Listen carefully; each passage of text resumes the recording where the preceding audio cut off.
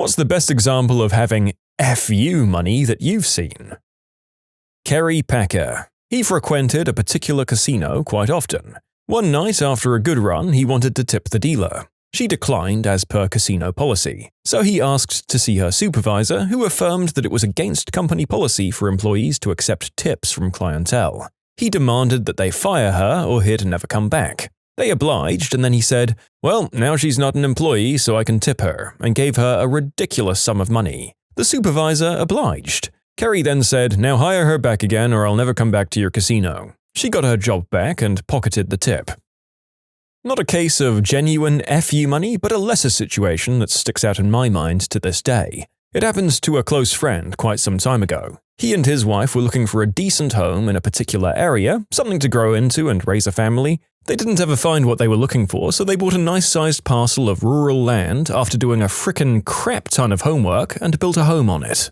They were self-made. They paid cash for it all, owned it lock, stock, and barrel. They built it up over the years, so it wasn't all at once. They were also a bit eclectic and liked to work on different art projects. Eventually, they had a couple of workshop garages, they liked to paint the place different contrasting colors, had a garden out front, among other stuff. Not ugly, but it wouldn't be considered the norm. It was pretty out of the way at the time, so it wasn't a big deal. Practically no neighbors, very minimal zoning and permit laws. That's one of the reasons they chose that land plot in the first place. So fast forward some odd 25 years, the entire area was becoming developed. Their kids are grown up and moved out. A massive housing development now circles their property like a big old lopsided U-shape, nearly surrounding it. And then they start getting letters from the development owners as well as their HOA representatives and lawyers. They get approached by these goons via official-looking letters, saying essentially, "In this jurisdiction, we can compel your bank, who holds the mortgage to the property, to force you to join the HOA and abide by our guidelines. It's the same laws that compel homeowners to carry homeowners insurance for the duration of the mortgage." Well, these two did their research, and apparently in many places, you might have bought the property without an HOA, but they can compel you to join one if ever offered. Since HOAs increase property prices, that protects the bank investment and they normally comply. So my friend just said, "Well, go ahead, compel away, idiots." Remember, they bought this place in cash all those years ago. No mortgage involved. So the development and HOA couldn't do a damn thing. Best use of FU money that I've seen. Last I spoke with them, they were hiring a lawyer to ensure that if the property changes hands, a no HOA exclusion is put into the deed. That way, their kids can inherit it or sell it without any HOA nonsense. We stand someone sticking it to an HOA here on the channel. If you can make your association's council rue your name, you're doing a great job. I used to work with companies that built super yachts. It happened several times that the interior of a vessel that had been finished in $500,000 worth of marble, after which the owner walks in, decides he doesn't like the color in hindsight, and requests it all to be removed again. The CEO of my company is actually a super solid guy. He hates one of our competitors so much that he bought a billboard right outside the competitor's office and kept our ad up until they changed locations. Billionaire Howard Hughes reserved the top 2 floors of the Desert Inn in Las Vegas for 10 days, and when his 10 days were up and the hotel asked him to check out, he wasn't ready to leave, so he bought the hotel and stayed there for 4 more years. I'm an employment and contract attorney. In my younger days, I was a corp counsel for a large hospital. We were in the midst of a fundraising campaign and were a few million from our goal. Got a call from a young, wealthy guy. He offered to cover the remainder plus an extra 10% with 2 stipulations. He'd used to work at the hospital when he was younger and made it big with a medical device company that he started. So he wanted a voting member board seat, and he wanted to fire this vice president who was his supervisor when he worked there and had made his life miserable. This supervisor had been the reason he quit and eventually went into business himself. I took it to the board and CEO. They agreed to the board seat. I couldn't advise they allow the firing for liability purposes. However, the CEO decided to reorganize certain departments, and coincidentally, this VP's position was eliminated. The new board member chaired the committee that made the call on the reorganization and informed the VP of the changes. That was the biggest FU long-time grudge I ever saw. My uncle brought a $900,000 small shop back in 2012, cash, just so it wasn't torn down because he liked to go there as a kid. Literally just an abandoned small store in downtown Evansville. I have no clue what the store is, all I know is it's by a casino and it was bought at the end of 2012. I don't even know if he owns it still. He could have flipped it or demoed it down. He runs multiple businesses in Evansville, Indianapolis, Louisville, Frankfort, and Nashville. My friend knows a guy that flew his private jet from London to France for lunch. When he finished lunch, his jet was having some maintenance issues. Rather than waiting the 2 or 3 hours for them to figure it out, he approached a less rich private jet owner and offered them a big enough check for it to be worth their inconvenience to sell him their jet on the spot. I worked at a high-end eco-resort some time ago. We spent weeks preparing for some guest who had booked up half the resort for him and his family. We were doing a bunch of renovations and changes in the cabins and rooms because the guy was so picky, but he was spending a lot, so whatever. We even rebuilt the motor on another boat and outfitted it for downrigging because they needed 3 fishing boats. The guy shows up for his reservation, and the first thing he does is start cussing out and belittling the girl at the front desk. The owner walked in to see what his problem was, and the guy proceeded to crap on the front desk girl to him. So the owner just said, "I'm terribly sorry you feel that way. We'll give you a full return on your deposit so you can find somewhere better to stay." The guy's face goes white and he starts apologizing and pleading with him, but the owner didn't care. The guy had to go out to the parking lot and explain to his entire family how his garbage temper messed up their 1-week vacation and they'd have to find somewhere else to stay. The owner couldn't give a damn how much extra money he had spent. He wasn't taking that crap, and more importantly, he wasn't going to let the staff take that crap either. He wasn't my favorite boss, but that's something I respect. You know, this may well be a case of frick you, money, rather than having frick you money. But then again, if you own a resort, you're probably doing just fine financially. Good on that guy for sticking up for his staff. It's a shame not everyone can afford to do that. Furicchio Lamborghini. Back in the days, he got rich building tractors. He bought himself a Ferrari because he's Italian and it was the thing you did when you became successful. Unfortunately, sports car clutches back then were crap and failed often. He went to Ferrari himself and said he could fix the problem, and was told to go back to his tractors because he knew nothing about high-performance cars. The wiki says he made cars to compete with Ferrari and others, but in reality, he did it to spite Ferrari. Starting a car factory to spite someone is an epic level of FU. Somewhat related, there's also the development of Ford GT. At one point, Ford was in talks to buy Ferrari, but Ferrari had no intention of selling to Ford, instead using the talks with Ford to drive up the price when he sold to Fiat. But the deal ensured that Enzo Ferrari would maintain control of Ferrari's racing division. Out of pure spite, Ford spent an absurd amount of money to develop Ford GT40 to end Ferrari's winning streak at the 24-hour Le Mans. Basically, a lot of development in motorsport and sports cars has been done purely to give Enzo Ferrari the middle finger. The Abu Dhabi royal family bankrolling and slapping their name, Khalifa, on the world's tallest building, because Dubai ran out of money to complete it. My friend's mother-in-law has a wonderful home on Cape Cod. It's not one of the huge McMansion eyesores that started showing up in nearby towns in the 1980s. It's just a very comfortable, well-designed, 3-bed, 2-bath house on the hillside with lots of beautiful hand-hewn woodwork and an incredible view of the coast, just a couple of streets downhill. The house was built in the mid-1950s, and while there aren't many strict legal boundaries regarding what can and can't be built or renovated, expanded or demolished, the folks in this community have been happily coexisting so well for the past 75 years that you can count the number of incidents on one hand, and everyone knows who tried to do what with their house on their land. The neighbor who lived one street downhill, between my pal's mother-in-law and the coast, sadly passed away during the pandemic, and because his children had moved away, the property went to market and was immediately snatched up well over asking price by some Boston-based tech bro. Within a month, he'd started demolishing the retaining walls and driveway to allow access for the general contractor he had hired to tear down the existing house, which had been meticulously cared for and looked right at home in the neighborhood, so that he could raise a new concrete and glass monstrosity that would have completely severed the line of sight to the coast for at least 4 houses located uphill. I wasn't aware of the means available to my buddy's mother-in-law, but after a few neighbors introduced themselves to this new arrival to the area and expressed their concerns, she cut him a check for 5% above what he paid for the house. No loans, no remortgage on her existing home, no payment plan, she just bought it outright for more than I'll earn in the next 25 years, even if I'm lucky. The downhill house is now rented well below market value to a lovely family with 2 kids. You can submit your own stories to be featured here on the channel. The story submission link is in the description below. And if you want to listen to some vibey music in the background, check out easymode, also linked below, and subscribe.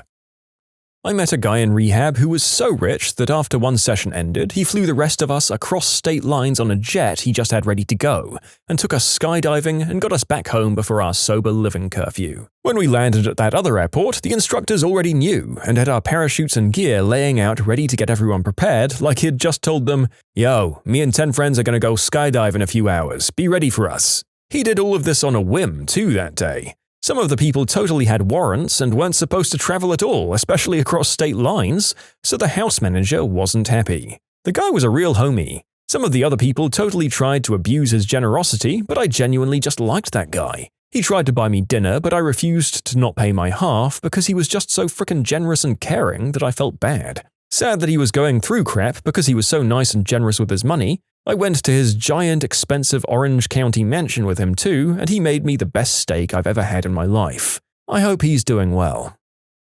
Growing up, our neighbor was incredibly wealthy, probably in the low 9 figures, and owned a tremendous amount of land and could probably influence the price of beef with the amount of cattle he had. And oil, of course. He was in his mid-80s, health was deteriorating, so his kids showed up while he was recovering from surgery and explained to him that they didn't want him driving anymore and took his truck. Soon as they left, he called a local dealership and had a brand new truck dropped off an hour later. The kids came back over the next day and he just told them he had decided he wanted to keep driving and was fine buying another new truck every day if he had to. "Listen here, you little crapbags. If I want to crash my massive vehicle on the highway and cause a 20-car pileup, I'm gonna do it, gosh darn it!" I'm stumped and don't know how you deal with that issue. Well, at least that's an issue us regular paws don't have to deal with when our parents get old.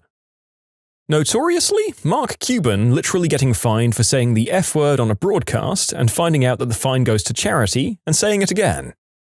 Kerry Packer playing poker in Las Vegas when a Texan approached his table and was being a nuisance. The Texan was asked to calm down and responded with, "Don't you know who I am? I'm worth 100 million, you know?" Packer apparently interjected with, "I'll flip you for it." Kerry Packer was worth 4 billion on his death. His life story is a fascinating tale. There's a story that him and a couple of companions were driving through England in the mid-late evening and stopped at a pub for dinner. They got told, "No, the chef's gone home, kitchen's closed," so they went to the next pub and the owner said, "Chef's gone home, but I can run up some toasted sandwiches if you like," and they agreed. Story goes that Kerry Packer left a 10 grand tip, but said the owner had to go and tell the owner of the other pub about it. I know somebody who tried to build a giant garage in their backyard to conduct their business out of. The neighbor complained to the town planning board and managed to block construction. He bought the empty land next to the neighbor's house and donated it to Habitat for Humanity so that they'd build a house there just to annoy that neighbor. He then managed to get some tweaked plans through the planning board for his giant garage to hold his sailboat, the sailboat that didn't exist. My uncle made a bunch of money in investment banking. Seemingly out of the blue, he decided to buy a chain of shops he was fired from for catching his manager having an affair with another employee. He bought the shop with a partner. The shop owner and the managers only ever saw the other partner. He said he made it a point of the deal to keep the personnel in place after the sale. First day after taking ownership, he walked in and fired the manager that fired him, then gave everyone else raises and made sure the ex-employee heard about it. Well, it's not like it was Bezos money or anything, but my grandmother sold her condo and bought a house down the street because the condo association wouldn't let her paint her mailbox the color she wanted. My dad witnessed a coworker win the lotto, walk straight into the boss's office, scream, "F you, you C-word" at the top of his voice and walk out. This was over 40 years ago and he never saw that guy again. 50 Cent buying the first 2 rows of Ja Rule concert so they'd be empty. That guy's an epic troll. A lady with a private jet was told there was nowhere at the local airport she could leave it, so she brought a regional airline, Viking Air.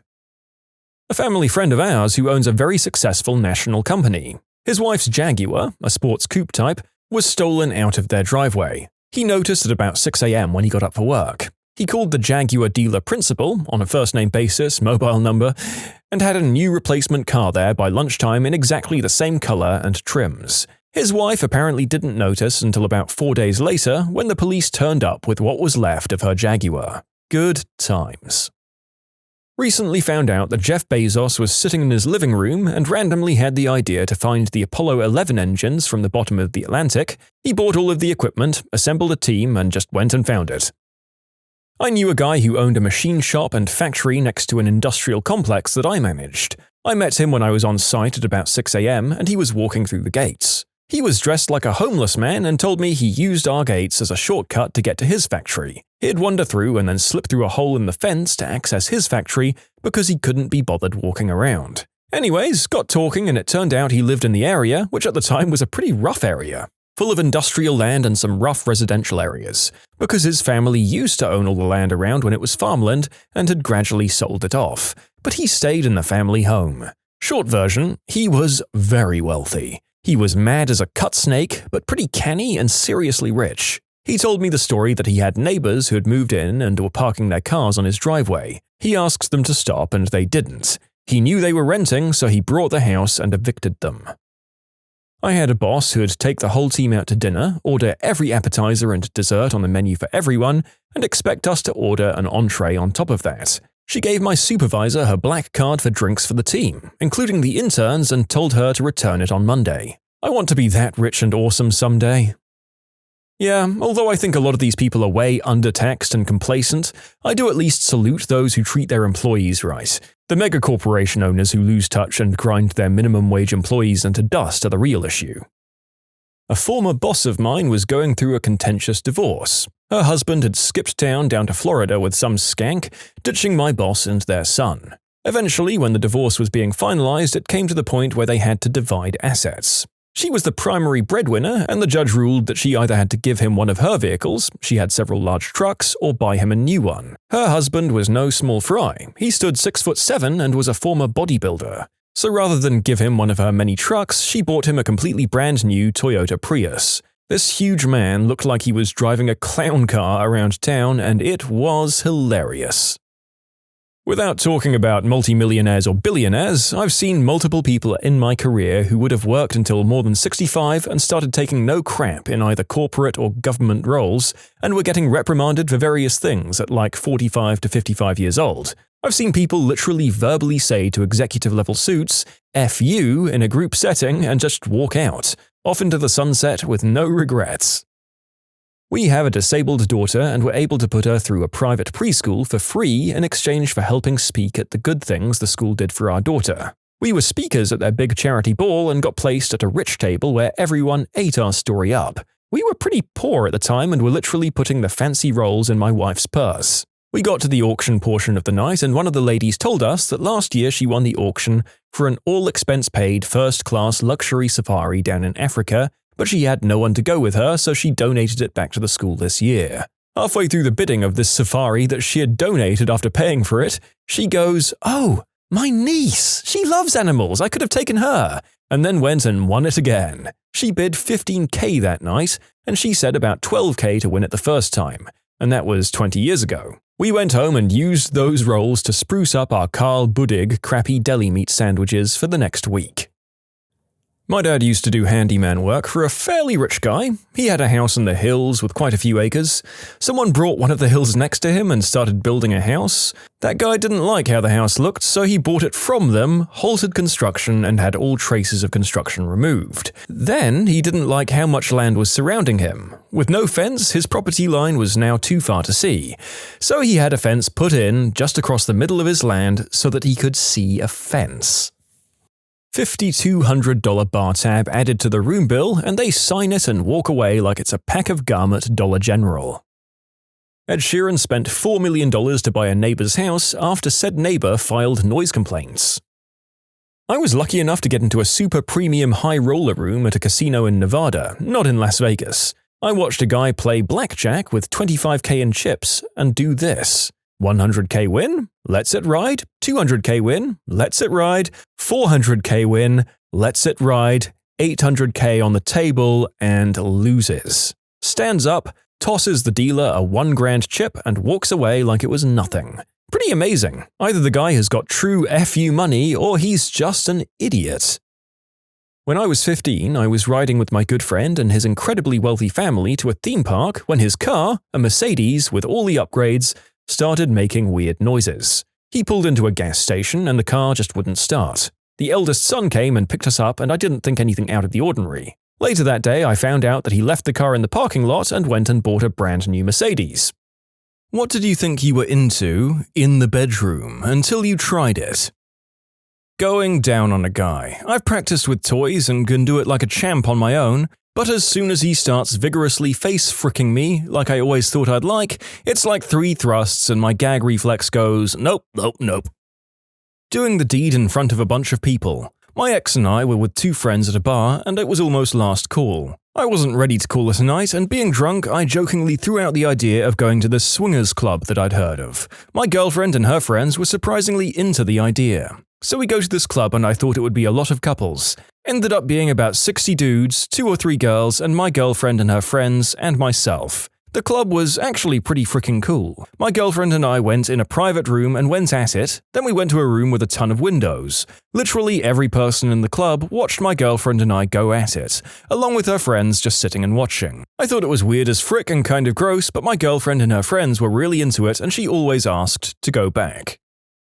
Pretty much anything that I've seen in the special interests section of the adult flick store. I realized that I'm actually a pretty vanilla guy who just really enjoys watching weird crap once in a while. I thought I had a thing for whips. I enjoyed a whipping without a safe word and I regretted it right away. Never do anything like that without a safe word. Also, if you're trying to come up with one, what my wife and I use is a reference to a meme that we can't think about without laughing. 10 out of 10, ends things pretty well without being a total bummer. Kind of like this, I think I'm not into extreme spontaneous fun or doing the deed while asleep. My girlfriend woke me in the middle of the night because she wanted to do the deed. I had to work overtime the whole week, it was a Wednesday and all I wanted was going back to dreamland. I said yes and she climbed on top of me. I fell asleep while doing it, but seemed to have stayed hard. The next morning the whole bed was a mess, including her and me, and she slept like a stone. We had bruises and were covered in sticky stuff. I felt like Jim Carrey in Me, Myself and Irene. Completely dehydrated and everything hurt. I have no memory of anything that happened. Later that day my girlfriend was the happiest and kindest person in the whole world and smiled the whole week. I wish I knew what happened that night. And no, it wasn't the unspeakable act. She had my blessing to proceed in general. When I asked her, she said she used me to feel free and powerful and then she smiled. She jokes that I'm better in my sleep than her 2 exes were awake. So, no details. That is one of the strangest and most unique ones that I've read so far, and I have so many questions. Too bad that it doesn't actually sound like fun for the guy. Getting choked out. I'm a guy. I somehow thought that busting a nut while on the verge of passing out would lead to a military-grade explosion. My girlfriend was skeptical but humored me. Long story short, getting choked out ain't it, chief. I always thought I'd enjoy guys being more dominant and forceful until when I was in my teens I was sitting in an overgrown riverbank, facing forward with my boyfriend sitting behind me, his legs either side of mine. Suddenly he decided to choke me from behind without asking, and when I freaked his excuse was that he wanted to test if I was into that kind of thing. If that hadn't happened I might have enjoyed it in a consensual manner, but that one experience was so terrifying I'd never be down for trying it again under any circumstances. I thought that I was into girls that scratched and bit you. I mean, I'm still into girls that bite, but I was dating a girl in high school and she was big into scratching. I really should have seen the signs that she wasn't going to be gentle. She was just this tiny, cute girl. I was a half-foot taller, bigger, and tough. No way she could hurt me, right? Nope, dead wrong. I like to think I have a pretty high pain threshold, but she enjoyed hurting me. She had scratched me up hard when we were making out. She'd get carried away, and I didn't want to seem like a wuss, so I didn't say anything about it. My back looked like I'd been attacked by a raccoon. I got carried away once. I knew I was scratching him, but nothing serious. Or so I thought. When we were finished, he sat at the edge of the bed, and I saw his back. Dear Lord, it was completely scratched and red. How did I even reach all those spots? I was surprised and blurted out, "Oh God, your back!" But he just shrugged and said, "Yeah, I figured." Pegging. I thought I was super into it, and my ex loved it when I played with his butt anyway. Just grabbing it, nothing inside, so he bought me what we'll call a frontal attachment. Well, I wanted to warm him up first so I didn't tear his butt apart, but the second I spread his cheeks, I got a whiff of his butt and almost spewed all over him. Doing the deed in the shower. I slipped and made us both fall. The water washes out the lubricant fluids too, isn't that nice? I'd love to see the opposite quote. What didn't you think you were into until you tried it? Female here, riding my male partner like a real champ. It felt amazing, I was feeling a little extra hot and I told him to slap me across the face. He did, and I instantly burst into tears. I had a girl kind of start going down on me, then she bit the side of my stomach, hard, like she was going to try and taste my liver, shriveled up like a sack of dimes and shoved her off. Trying this kind of thing without discussion is bad practice, but pain is especially bad. Swinging and cucking. Trying to give some guy's wife the dipstick while he watches in the corner feeding the geese is a lot more stress-inducing than pleasurable. Feeding the geese? How have I never heard this one before? I would like to thank Urban Dictionary for helping me understand 80% of these posts. Having a girl grind on me. My member doesn't bend that many angles very comfortably, thank you. Standing and carrying the person while doing the deed. I could do it and I'm in pretty good shape, but I wouldn't exactly say it was enjoyable for either of us. I still want to try Amazon, but I think I'd rather just have cowgirl. I haven't seen open relationships posted yet, but that was a humbling experience. My ex and I decided to explore a bit and set up some profiles on Plenty of Fish and FetLife. I figured since we were both looking for hookup partners, we'd match and find a couple that would be compatible. Fricking nope. Like 3 minutes after our profiles went up, there was an eggplant explosion in her email inbox. It was like watching Niagara Falls, just with non-stop wang pictures. I'm not gay, but some of those dudes were chiseled and cute as frick. Like even I knew I was outclassed. I had like 2 messages and none turned into anything. We broke up shortly afterwards, compatibility being an issue. Being tied up. I like it when my partner is tied, but I can't be. Just not as much of a turn-on as I thought it would be. For some reason, foot stimulation always seemed hot, but in all my experiences none of them were good, and the risk of accidentally being kicked in the balls stressed me out.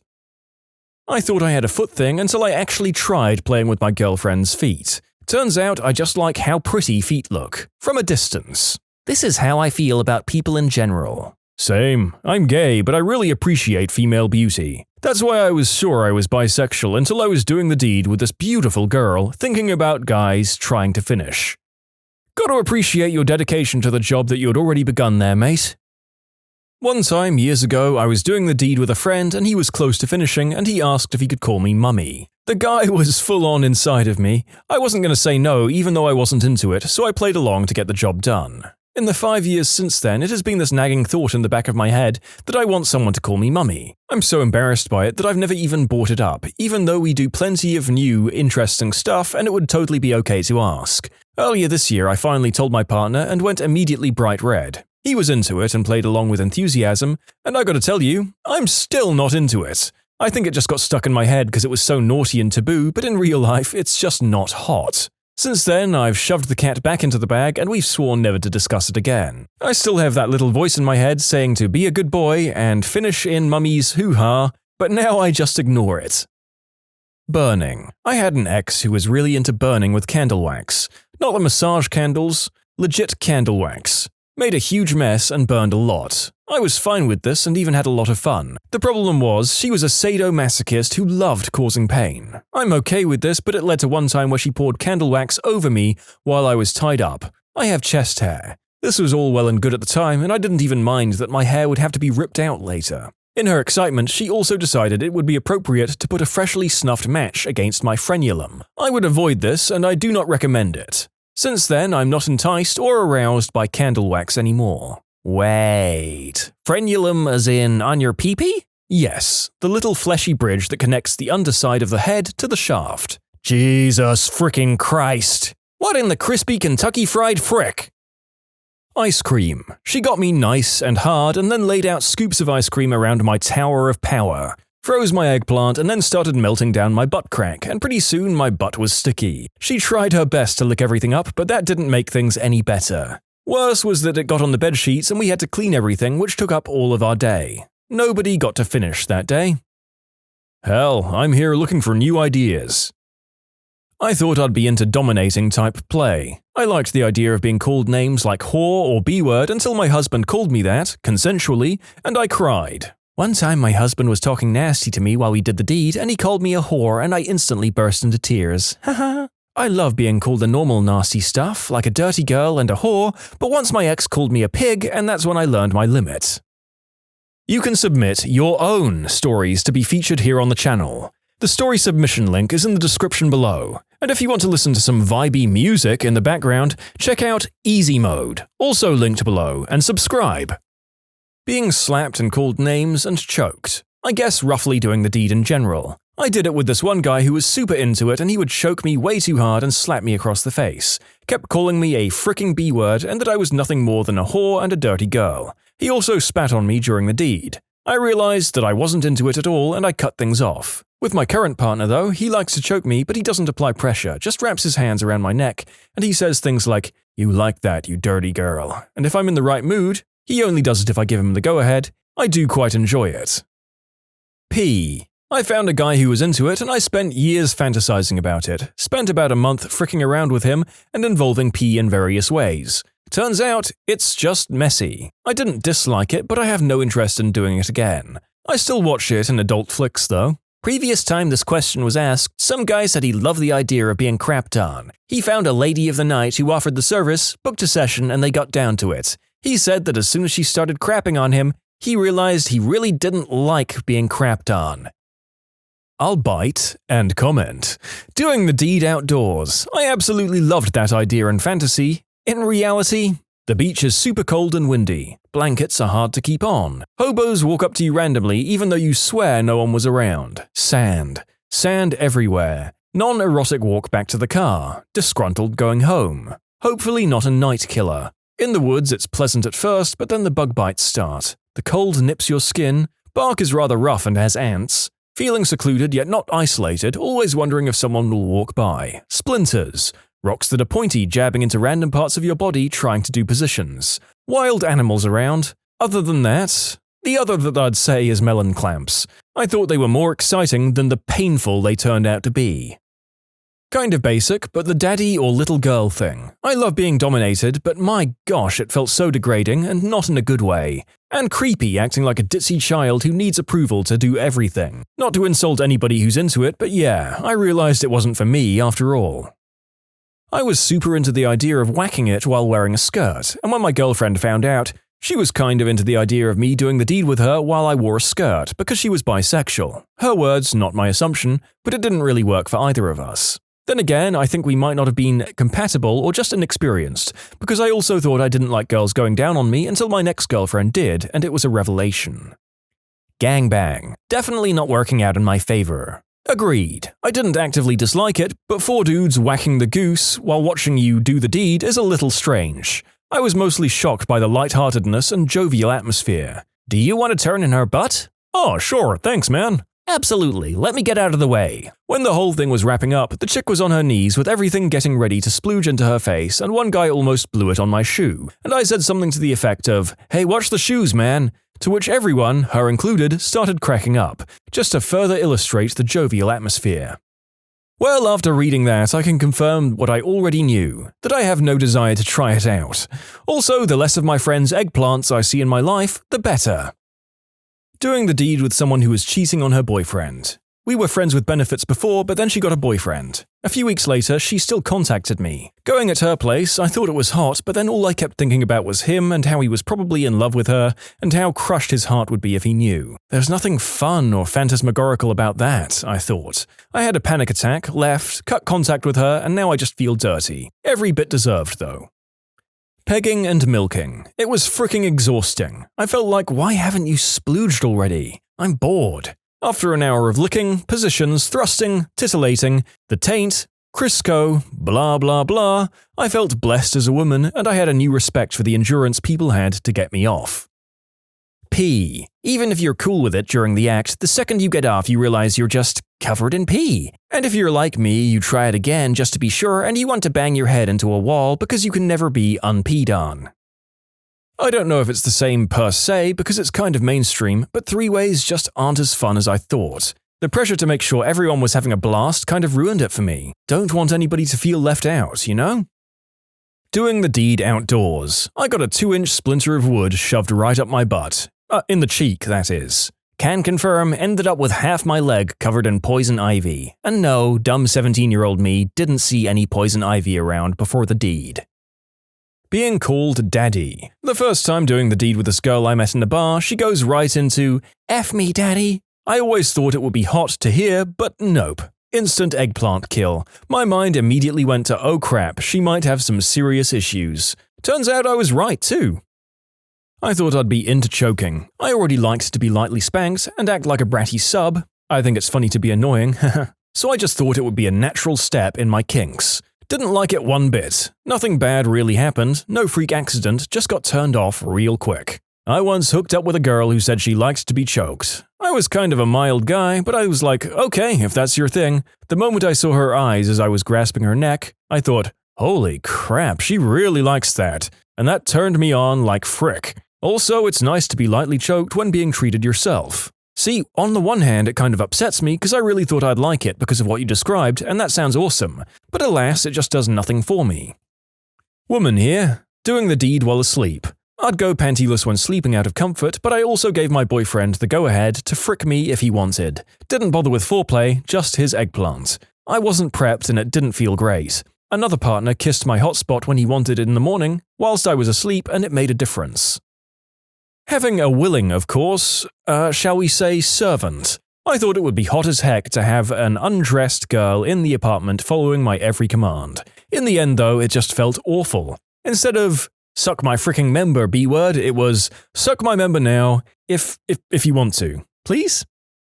Easy, milk or pain stuff. I went through a bad breakup, went to pick myself up via sleeping around. Slept with a recently ex-pregnant girl who was into pain and leather and other stuff. That crap hurt and I was uncomfortable, and don't get me started on the milk, disgusting, and it got all over. Had a long cry after that one, I still gag when I think about it. I thought I was bi until I sucked a member and now I'm gay. Anime body pillow doesn't feel real enough. Who would have thought that? I thought I would like female domination, so my girlfriend tied me up and just started beating the crap out of me. She hit my wang with a whip and it started bleeding so bad I had to go to the emergency room. You can imagine how awkward that was. Not sure if this qualifies as a kink, but like many people I thought that bigger was better in the eggplant department. Then I slept with a few people who had big ones. 1. Ow. 2. Fricking ow. No thanks, not into it. Now I'm with a guy who fits me perfectly, in a physical sense, although we're compatible in other ways too, and doing the deed with them is the best. Not too big, not too small, just right. 15 years of marriage and I tell my silly husband he too has the perfect eggplant, and he still denies the compliment. Average-sized eggplant is the best eggplant. Period. I really thought I was into having someone pee on my face. Unfortunately, the angle was wrong and it went up my nose. Burned like heck and tasted awful. I'm really not into that anymore. Does anyone else here have an incredibly boring bedroom life and is just reading and listening to the responses for fun? I've had several times I'm so turned on I want to splooge and eat my own splooge. But once I actually get off, that desire disappears instantly. Once I tried it out of curiosity and a simple lick was enough to verify that it's not for me.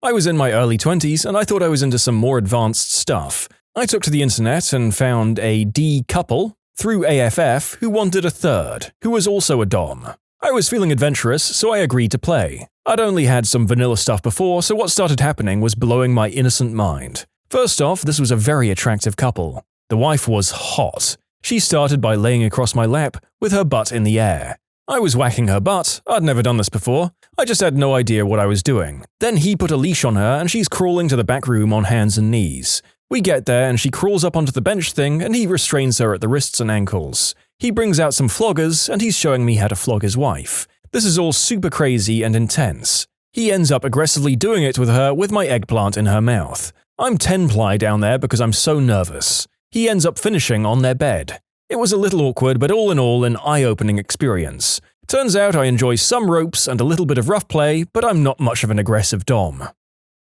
I had a massive public but discreet thing as a teenager. My first real girlfriend and I couldn't really get alone time to do the deed because her mum was homophobic and hated that I was making her daughter gay or whatever. So it kind of worked out that we had to do the deed in public places. We went on a date to the mall together and she tried to get me to go down on her in the family bathroom. I was too anxious and people kept knocking really hard on the door.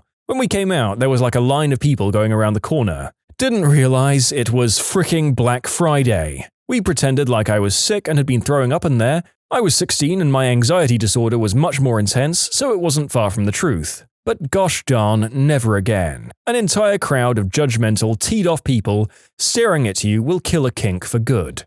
What's the scariest glitch in the matrix you've experienced? So I was in a friend's apartment with a bunch of people just hanging out. Eventually, I ended up on the floor sitting due to a lack of seats. Then it hit me. That feeling of déjà vu.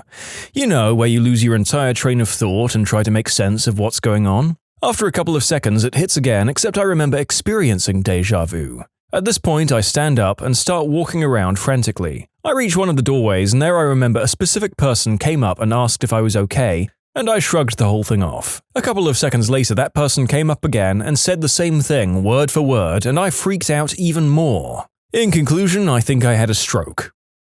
Went to sleep at 10 p.m., woke up at 9 p.m. on the same day. I still don't understand. You were asleep on an airplane traveling west. Maybe the clock was wrong, or daylight saving time confused you and you didn't sleep for more than a few minutes.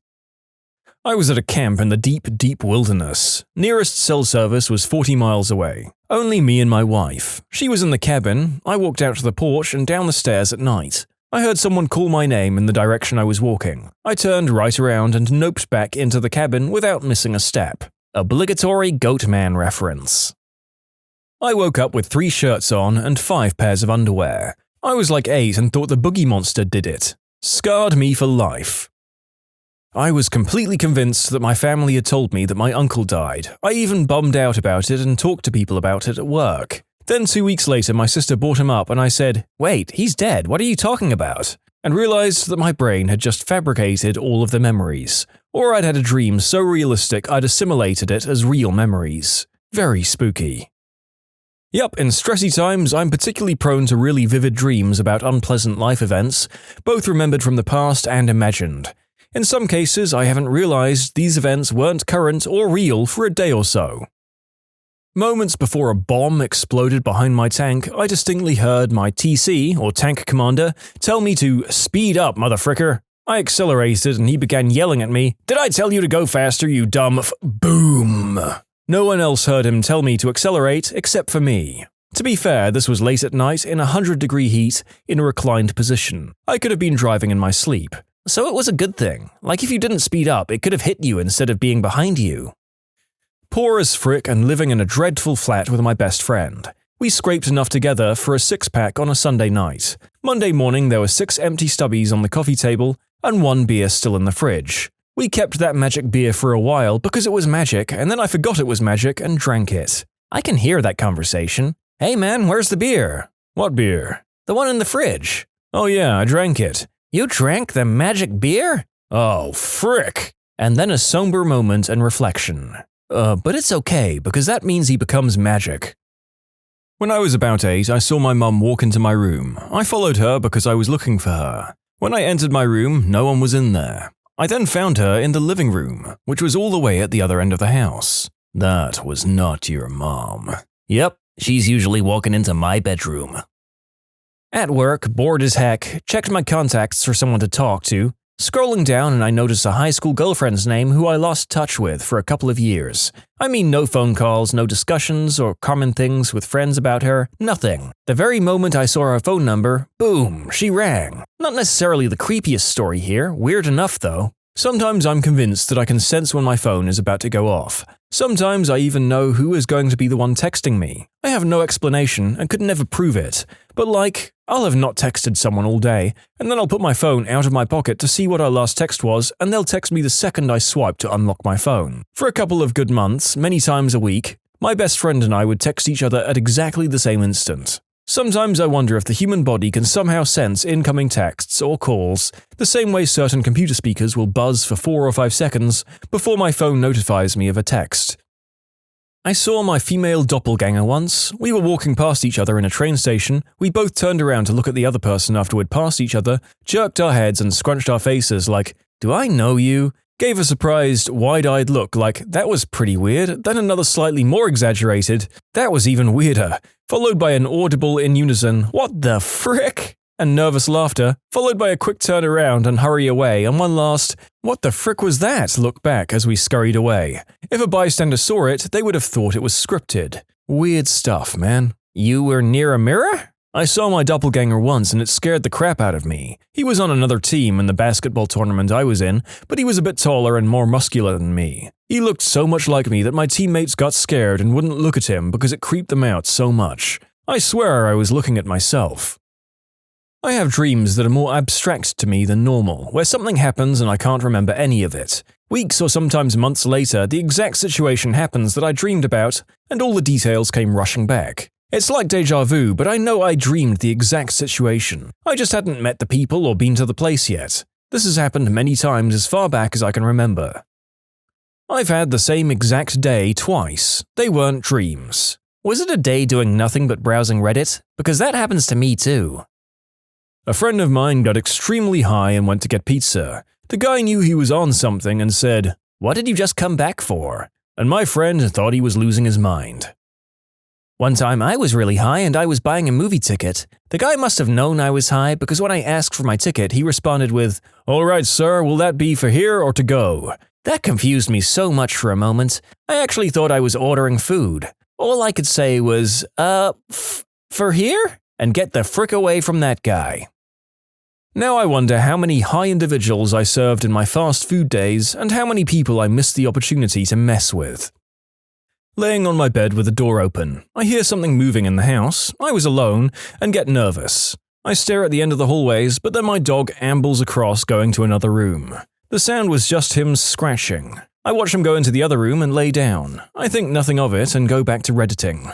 I glance up 3 seconds later and he's walking down the hallway again from where he originated, not where he'd laid down, like he teleported back to a spawn and walked back there again. Needless to say, I lost my crap.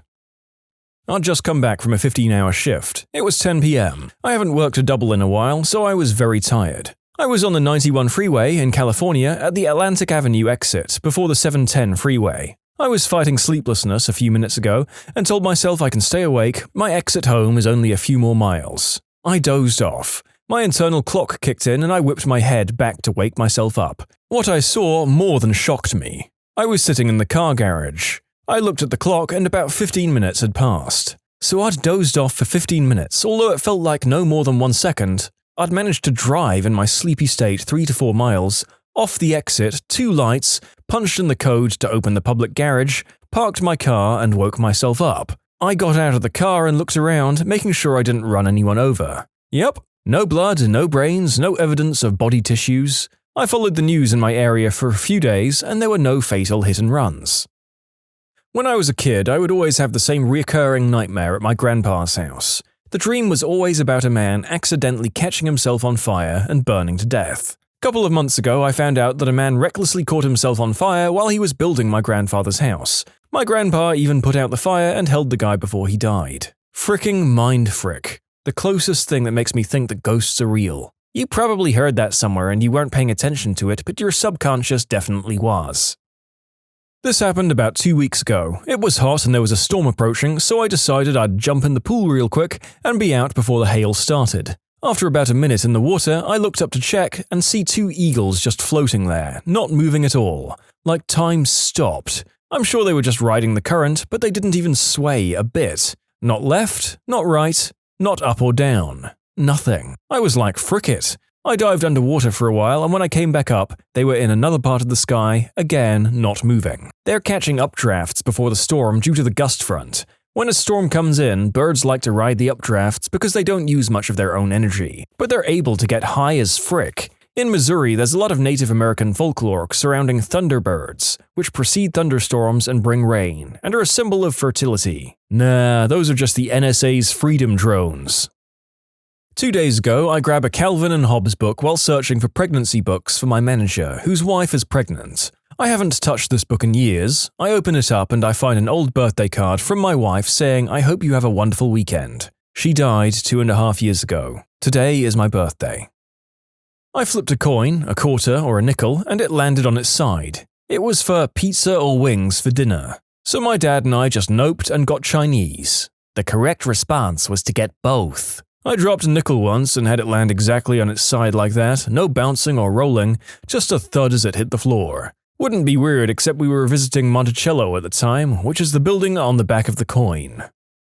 You can submit your own stories to be featured here on the channel. The story submission link is in the description below, and if you want to listen to some vibey music in the background, check out easymode, also linked below, and subscribe. I was at a bar once and I saw someone walk up the stairs with a similar haircut and glasses and thought, there I am walking up the stairs. It was really weird. I actually thought I was watching myself walk up the stairs. I was a little shocked by this and mentioned it to my friend and a girl next to me, who said, "That's happened to me before. I've never told anyone." She told me how she was watching out of a train window while leaving a station, and she saw someone running for the train and said to herself, "Oh look, I'm running down the platform." I was running to catch a football in elementary school and it was super far away. The next thing I remember is me having the ball in my hand and everyone just donning a shocked expression. I asked them how the heck I got there and they had no clue. It was messed up to say the least. I thought I was Neo for a good while. I mean, this is a 9-year-old story. I wonder if this guy ever became NFL Jesus or not since then. Similar, but playing rounders, baseballish game in the UK. I'm not the sporty type, and that lesson was the worst in school, so they stuck me on 4th base, the last one. Anyway, the ball-throwing person threw the ball, the bat-having person whacked the ball was headed toward me, but off to the right. My right arm shoots out while the rest of my body maintains its "this lesson sucks" stance. Catches the ball, and the bat person is out. Yay? I suppose. I wasn't even slightly paying attention to the game, and I'm left-handed. I guess my right arm is just a natural sports limb and decided it wanted its moment to shine. Poor thing. In conclusion, girl hit ball with a bat, I was over there daydreaming about God knows what, my right arm shoots out of its own accord and catches the lass out. End of story. I started that app Tinder recently, and I was chatting with one of the first girls I matched with. I asked her about a tattoo on her arm that I saw in one of her photos. It looked to me like a flaming top hat, so I jokingly asked if that's what it actually was. A few hours later, I was sitting in my bed reading the book The Unbearable Lightness of Being when I see a phone notification. She had responded, "Oh no, it's actually a bowler hat and arms. The artwork from my favorite book, The Unbearable Lightness of Being by Milan Kundera. I have a date with her next week. I don't know if or when to bring it up. Did I just meet my future wife or something?" My grandmother passed when I was young, maybe 8. When I was around 16, I had a dream that I was hanging out with her and talking and catching up. She stood up in the dream to leave and I begged her not to go, and asked her when I could see her again. She said nothing, but pointed to a calendar that had a date circled. I remember the date when I woke up. It was several months in the future and told my mum about the dream, as she was always interested in that kind of stuff. Several months go by, and the date in the dream is approaching within the next few days. My cousin's husband gets killed in a freak car accident, and my parents fly across the country to be with family. They're gone over the date in the dream, and my mum, being superstitious about the dream, makes me promise not to leave the house that day. I agree, no big deal. My parents are going to be gone, what did I need to leave for? The day in the dream arrives, and my friend calls me up to ride into the city with him. I say no thanks. Later that night, I get a call from him that he was in a bad car accident and his car's totaled. Passenger side all smashed to heck. If I'd been with him. Really weird one. My brother was really sick with a brain tumor and was dying. He had basically been a vegetable for a while and then one day he woke up and was fine. Anyway, he was acting really strange. It was very strange, but I remember him just sitting up like a robot, walking to the bathroom and closing the door. My mum and I were super scared and weirded out by this, so we checked on him and he yelled, "Hey, what is this, a sideshow?" in a really gruff New Yorker accent. The rest of the day was really surreal, and he wasn't him. Then he went back to his vegetative state and died a while later. Anyway, years later I saw a cartoon where someone walks into a bathroom and a fly is on the toilet, and in a gruff New York accent the guy shouts, "What is this, a sideshow?" So creepy. Oh, and I found the cartoon. It was Rocko's Modern Life. I never dreamed about my grandma for some reason. She just wasn't part of my nightly cast. Ever. But one night a few years ago, I had this dream that my family, including her, came to visit me at my college. In my dream, my university was in the middle of Disneyland. I've had recurring dreams about depressing theme parks since I was little, and in the middle of my university was a hospital. While I was showing my family around, we neared the hospital. Suddenly, all we could see were maimed, burned, and dismembered bodies lying around screaming for help and bleeding to death, like some graphic war movie. It was terrifying, and suddenly my grandma had a heart attack from the sheer horror of it all. She was immediately admitted to the hospital ahead of the dismembered people for some reason, and soon after, died. I woke up physically shaken and unnerved. 2 hours later, I got a call from my mum saying that my grandma was admitted to hospital due to a heart condition. She died 3 days later, never having recovered. I wasn't the same for weeks, and this wasn't the only time this has happened. This probably won't be believed, not because it's super fantastic or anything, but it was an interesting occurrence for me. I just finished my last class of the day at university, and I went to grab a sandwich from a sandwich shop. While in line, I had a strange feeling, and basically a voice in my head saying, "Buy a second sandwich, buy a second sandwich." I had this odd feeling I was going to need this second sandwich. I felt really strange about it, but for some reason I decided to follow my instincts and buy it. So I ate one of the 2 sandwiches I'd purchased, then I exited the building. It was a sandwich shop inside of a large building of classrooms on campus, so I could walk to my car. As I'm walking along the street to the parking garage, I have to pass a bus stop. At the bus stop, there's just this one guy hanging out there. He's most likely one of the homeless or poor people that are often around school. It wasn't that unusual, really. As I'm walking by, the guy looks me straight in the eyes and asks, "Hey, is there any way I could have that sandwich?"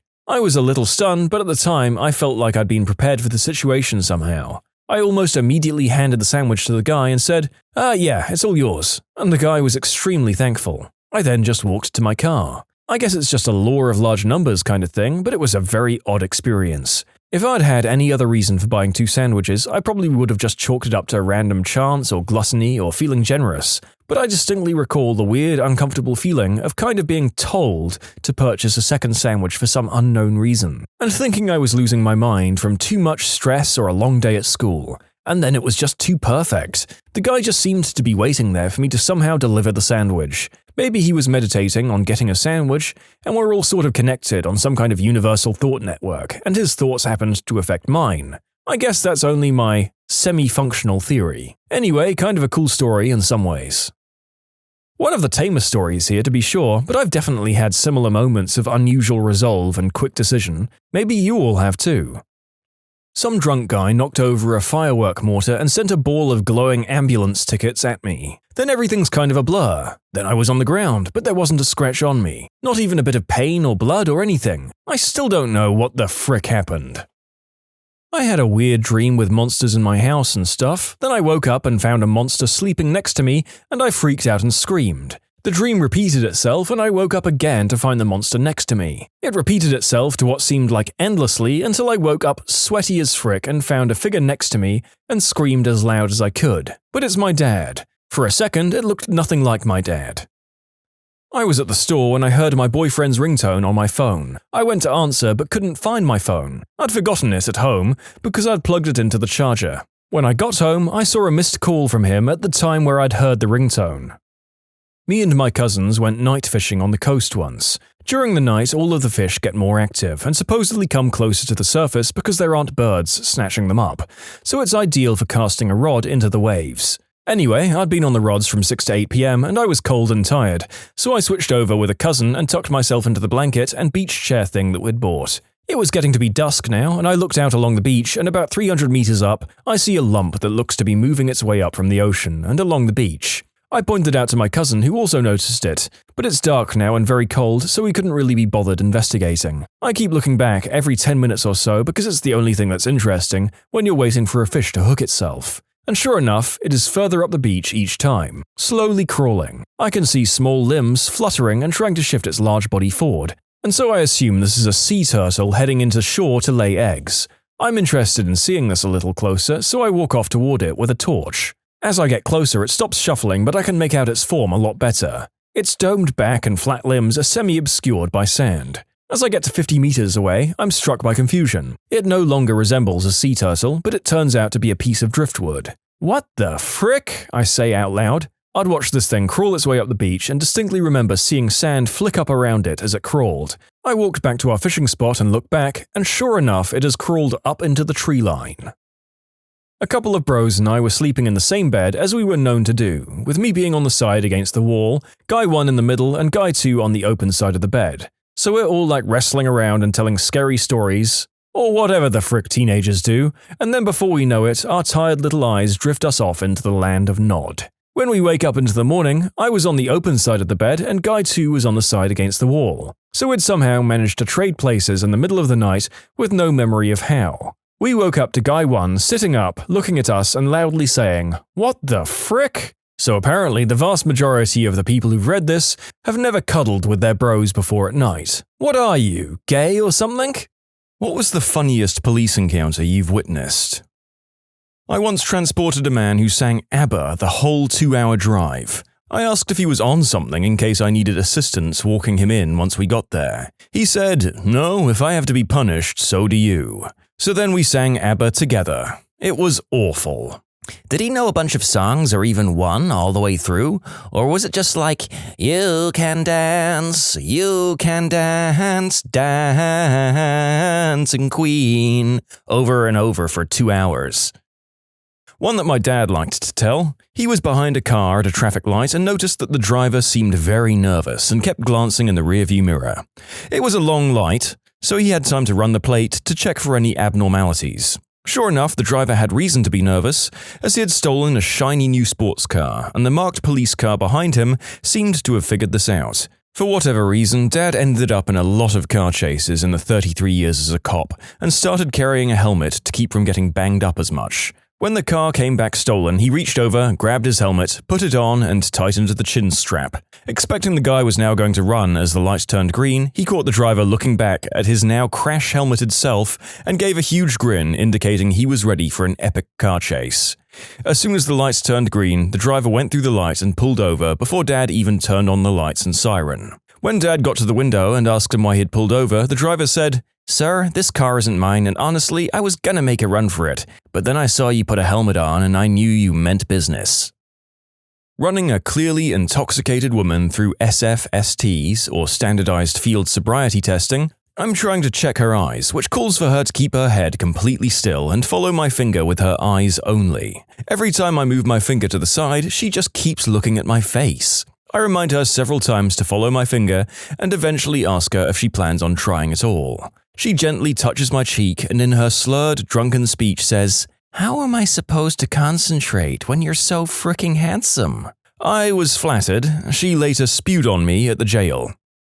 Ah, boozy and very flattering older ladies. I don't always miss working at bars with people like that, and I'm sure that any number of them could have ended up in a situation like this. The best one I ever had, I remember it was about 10 or 11 at night, not too early but late enough that it was easy to catch speeders on the highway, doing 30 or 40 over the limit. The speed limit was 90 km per hour and this vehicle is off in the distance and I clock him at a zoomy 70 km per hour. I think to myself that the only reason the vehicle is driving slow is due to impairment. I'm figuring an easy impaired charge. After pulling the vehicle over, I approach the driver, shine my light in and see a very elderly gentleman. He looks at me and said something along the lines of, "Why did you pull me over? I know I wasn't speeding." I told him that I agreed with him and after getting his license and vehicle registration, I told him I'd pulled him over for going so slowly and that I worried he was impaired. There were no visible indications or odor of impairment. He let out a big smile and said he hasn't had a drink in over 40 years. Upon asking him why he was driving so slowly, when with very little traffic on the road most vehicles speed, his response was this: "Son, it was my monthly model train meetup tonight, and it's the one night my wife lets me go out by myself. When you've been married over 50 years, you appreciate the silence and private times. I'm in no rush to get back home." For our American readers, 90 km per hour is approximately 150,000 furlongs per fortnight. Wow, he probably averaged 40 rods to the hogshead at those speeds. Damn, that's a breezy 550 half-clops per daisy willow. Almost every time I've ever been pulled over, the cop takes my license and after calling it in, comes back with it and asks me to get out of the car. I get out, stand up, and they say, "Holy crap, I thought 218 centimeters was a typo." Then after some laughing and chatting, they let me go on my way. A couple of times they've even taken my photo selfie style. It's kinda funny and only the crustiest of the new recruits ends up writing me a ticket.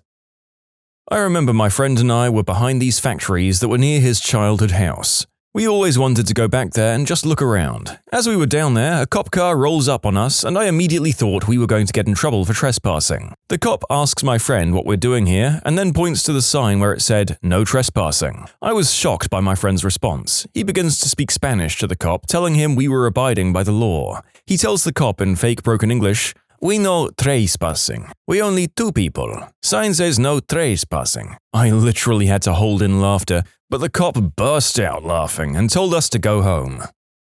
There's a homeless guy in my city who has a few mental issues. He's typically easy to deal with, so we normally leave him alone. But every now and again he'll do something that warrants an arrest or a trip to the hospital for a mental health evaluation, and when he realizes that he's about to be arrested, the very first thing he does is take off his clothes. This guy is about 5'2" and has absolutely the largest wang that any of us have ever seen. He'll then run into the street and dance with his giant dong flapping all over the place while we try to take him into custody. He will even occasionally drop a dookie during the process. Most of us officers who have some time will do anything to avoid him, or send the rookies to do the duty work. Ah, meat spinning the first-timers, I see. Good work, Corporal. You know what they say, crap flows downhill. My neighbor is a cop and he just told me the story of how he pulled over a lady and her little 3-year-old kid who looked very frightened of him pulling over his mum. Before he could say anything, she said, "Oh, honey, don't worry. Police officers are our friends. This nice man is supposed to make sure we all follow the rules." Got the lady for 13 over in a pretty empty street, ran her information and was going to give her a ticket, since it was 13 over in a 35. The kid said, "All right," when he started walking to his car. "Wait, I'm having a birthday tomorrow. You don't have to bring anything. I just want all my friends there." Too cute to ticket, and the mum said he could come by. Little man's getting a cool Lego set too. This sounds like the premise of a really adorable family movie. Cop comes to party and falls in love with single mom. Adorable child is what brought them together. I also want to make clear that policing is not an effective way to prevent or reduce crime. Abolition is possible. I wouldn't watch this movie unless it engaged with the cop leaving his job. Not me, but my brother. He was driving our family's 1980s minivan home and was flying down a hill. The cop nabbed him at the bottom and asked him if he knew how fast he was going. The only response he had was, "Well, honestly, officer, the speedometer tops out at 85, so I really have no idea." The officer cracked up, but still gave him a ticket. When I was still in field training, I was doing traffic stops with my field training officer, or FTO. We stopped this one kid who I felt like I'd seen before, but he also happened to have a warrant out. I said, "Hey man, I'm sorry, but it seems you have a warrant and I'm going to have to take you in today. Can you please step out?" He opens the door and glances back at my FTO and hesitated for a second. I saw him target glancing toward the parking lot across the street, so I asked, "You're not going to run on me, right?" And he said, "No ma'am, not from you. I've seen you at the gym." "But you'd run from my sergeant?" "Oh yeah, I've seen him at McDonald's." I couldn't hold it in. Haha.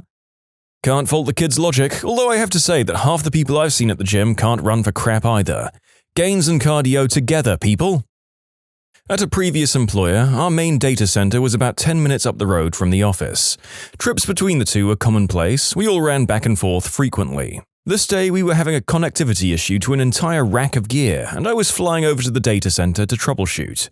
There was construction between the office and DC, and it had been there for weeks by this point. Fines are doubled in construction zones in the state I live in, and I'm usually careful to not speed in them because those tickets are expensive. Because I was mentally reviewing why we were down and in a hurry, I failed to see the motorcycle cop sitting dead center of the construction zone with his radar gun pointed in my direction until I was in third gear and 10 over the posted limit, which was 20 over the construction zone limit. He nailed me and we both knew it. Since I knew he was coming, I just pulled over into the next parking lot and he came in behind me. Damn.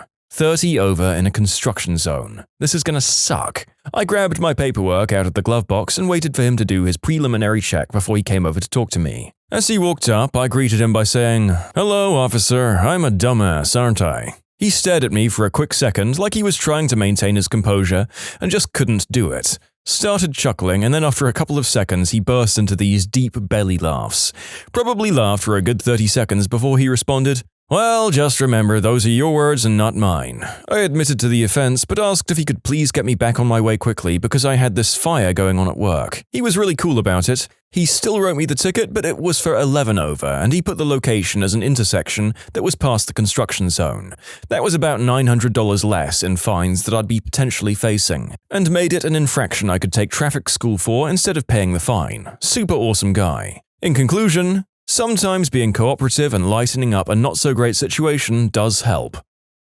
I blew by a cop once, probably doing like 30 miles per hour over the speed limit on a back road. As soon as I blew by him, I knew I was fricked, but it was also hilly road, so I didn't actually see him pull out. But again, I knew that I was done, so I just pulled over and waited. Like 5 minutes later, the cop doles up behind me with his siren and lights on. When he comes up to the window, I just immediately said, "I'm sorry, officer, I was super over the limit there, and that's my fault." And he was just like, "Why did you pull over? You probably could have lost me pretty easily." "Well, I knew I was speeding, and I knew you were going to pull me over, so I figured I'd just make it easier for both of us." Then he told me how I was the only person who'd ever pulled themselves over for him, and to slow down the next time on that road. Thanks, nice cop. Pro tip: wait until the officer is at your vehicle and asks for a license and registration before you go diving into your glove box. It might look like you're jumping to grab a weapon, and police officers don't like that. The only time I wasn't asked to get out of my car for a traffic stop was when I did this. I don't know what to think now. You can submit your own stories to be featured here on the channel. The story submission link is in the description below. And if you want to listen to some vibey music in the background, check out easymode, also linked below, and subscribe. Not a cop, but this happened when I was in like 4th or 5th grade as my grandmother was taking me home from school. Grandmother suffered from really bad IBS and was speeding to get home to use the bathroom. The cop pulls us over and makes it to the window, and my grandma says, "Look, young man, I have bowel problems and I'm rushing home to go to the bathroom," and just pulls out and leaves. The cop runs back to his car and speeds to catch up with us, follows us through the next small town to her house. She gets straight out of the car and goes into the house, while the cop keeps saying, "Ma'am, come back here, ma'am, you can't go inside," etc. She totally ignores him. At this point, my grandpa pulls up because someone had called him at his work to tell him a cop was following my grandma through the 2 small towns and that they thought something could be wrong. Grandpa asks what's going on, and the cop starts telling him to go get his wife because she's in a lot of trouble. Grandpa just says, "What did you want her to do, crap in her purse on the side of the road? You need to leave before you embarrass my wife." The cop is flabbergasted and just gets in his car and leaves. Grandpa and I walk in the house, and my grandpa is getting out of the bathroom and says, "I need to go talk to that young man and get my ticket." Grandpa tells her, "He was just following you home to make sure you got there safe. Are you feeling okay?" He gives her a kiss and goes back to work. Grandpa was classy, they both were. Miss you, Mormor and Pawpaw. My uncle got pulled over once for speeding on the I-95. He said, "Oh damn, I got the highway sign confused with the speed limit sign again." The cop laughed and let him go with a warning. This happened a while ago while I was attending EMT training. In order to keep the class from driving us all crazy from boredom, the other students and I would sometimes joke around and pull pranks on each other. One day, as we were all leaving and getting ready to drive away, I had the brilliant idea to roll down my window and pretend to get a call over the radio.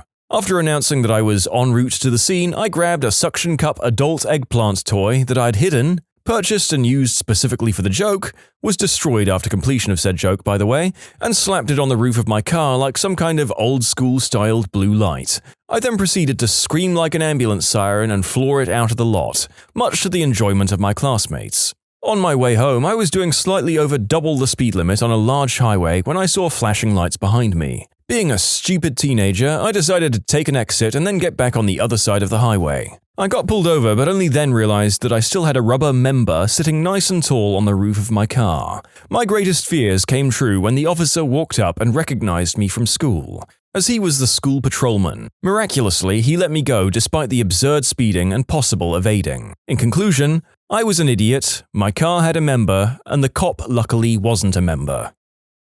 I wonder if one could potentially get done for indecent exposure while sporting such a hood ornament. Probably not, I suppose, but there are other charges that I might not even know about. Also, did anyone think that he was a bit defensive about having destroyed and never used that particular adult toy? Just me?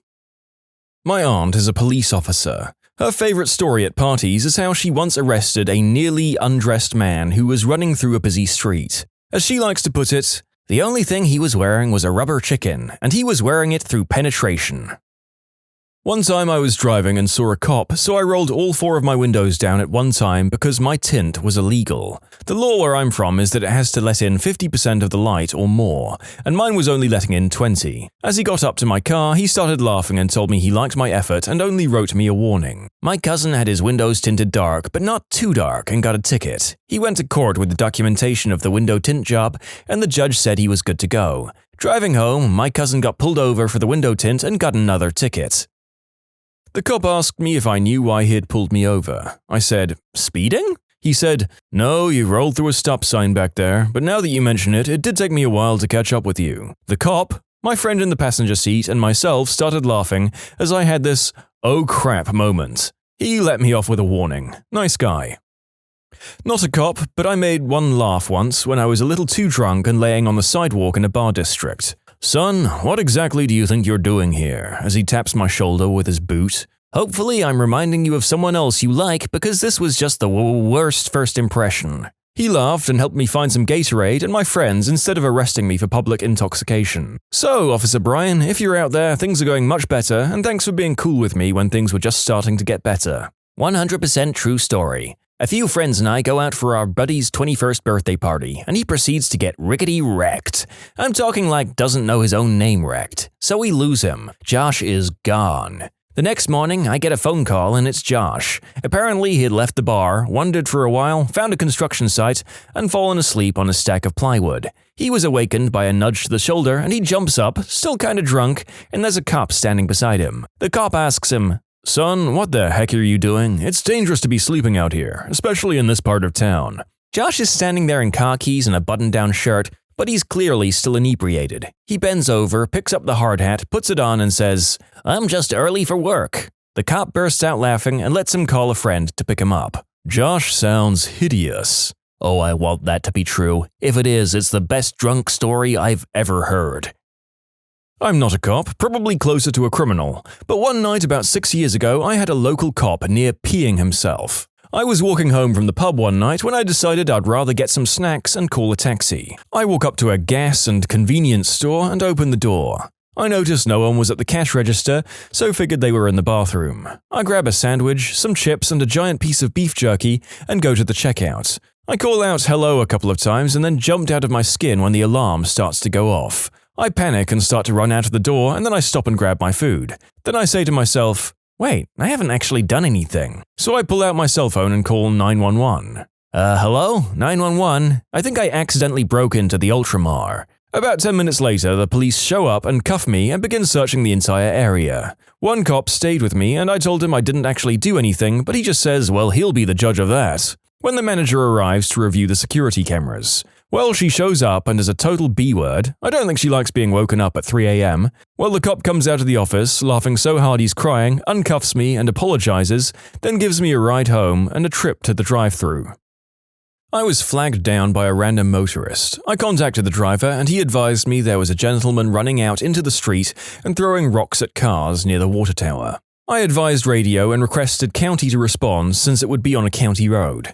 I approached the area and didn't see any pedestrians in the road or anyone throwing rocks. However, I did see a lady parked on the shoulder, making what appeared to be a frantic phone call. I pull up next to her and asked if she'd seen the rock thrower. She advised she did and pointed at another roadway. By the time county shows up, we both proceed in the direction the second motorist advised. The deputy and I make a right turn and sure enough, there he is, undressed, with his boxers down around his ankles, standing square in the middle of the road. The deputy and I exit our cars and start walking toward the guy.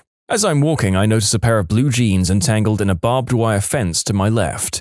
It would seem he'd attempted to climb the barbed wire fence but got hung up and gave up on the lower half of his Canadian tuxedo. The deputy and I quickly took him into custody and asked him why he was running around the roadway scaring the local citizens. He says, "What would you do if a gay guy gave you a bunch of money?" I had no answer, so I then asked him what he was high on and he explained, "Family issues," and I got a good laugh out of it.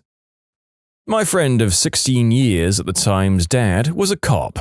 His son is driving downtown Chicago and does a U-turn almost directly in front of a cop. Said cop pulls him over and sees that he has a police organization sticker on his windshield. The cop said, "Who's the cop?" The kid says, You are, officer." "I meant in your family, idiot." The bud's answer sounds like something I would say in this situation. Funny that family members of cops can also be complete jelly-legged morons when they think they're in trouble with the law. I got pulled over once. The cop came up to the car and saw I had a bag stuffed under my front seat. He said in a really heavy Jersey accent, "What's in the bag?" In my fakest Jersey accent, I said, "Socks, officer. You want to see 'em?" He started laughing so hard he just told me to get out of there. Friend is riding with her sister to a friend's bridal shower. The 5-year-old niece, a total sassy pants, is in the car seat behind her mum. Driver. Police pulls mum over for speeding and asks, "Where are you headed in such a hurry?" The 5-year-old rolls down the window, looks at the cop with her mum's sunglasses on and states, rather loudly, "We were going to my auntie's party. She's getting married and I'm going to be the flower girl," and then rolls that window up like the starlet she is. The cop got the giggles and couldn't ticket her mum because, well, she was obviously just chauffeuring a star. When I was a cop, my partner was giving a man a field sobriety test after the man had wrecked his car. After denying being drunk several times, he said, "Okay, look, I'm going to be completely honest with you. I've had nothing to drink, but I am high as a B-word." We all laughed and he went to jail. Got called to a domestic. A married couple had split, UK, and the husband was living elsewhere. It was a weekend and he'd come to collect his young child to sleep over that night. A childminder was looking after said child while the wife was out at work. The husband was parked on the narrow driveway and the wife arrived. She blocked him out of sheer nastiness. That's when we were called by the husband. The husband knew the law and wanted police to witness that no offense was caused. Husband places young child safely into his car, lovely new BMW estate, whilst childish wife screamed and laughed that he couldn't go anywhere. The husband smiles at us, the 2 officers, and Julie goes rallying across the front garden. I'm talking through 6-foot laurel bushes, across beautiful rose beds, the lot. The wife screamed at us now as the husband had left, wanted us to prosecute the husband for destroying her beautiful garden. We said no, it's his garden too, and no people were injured.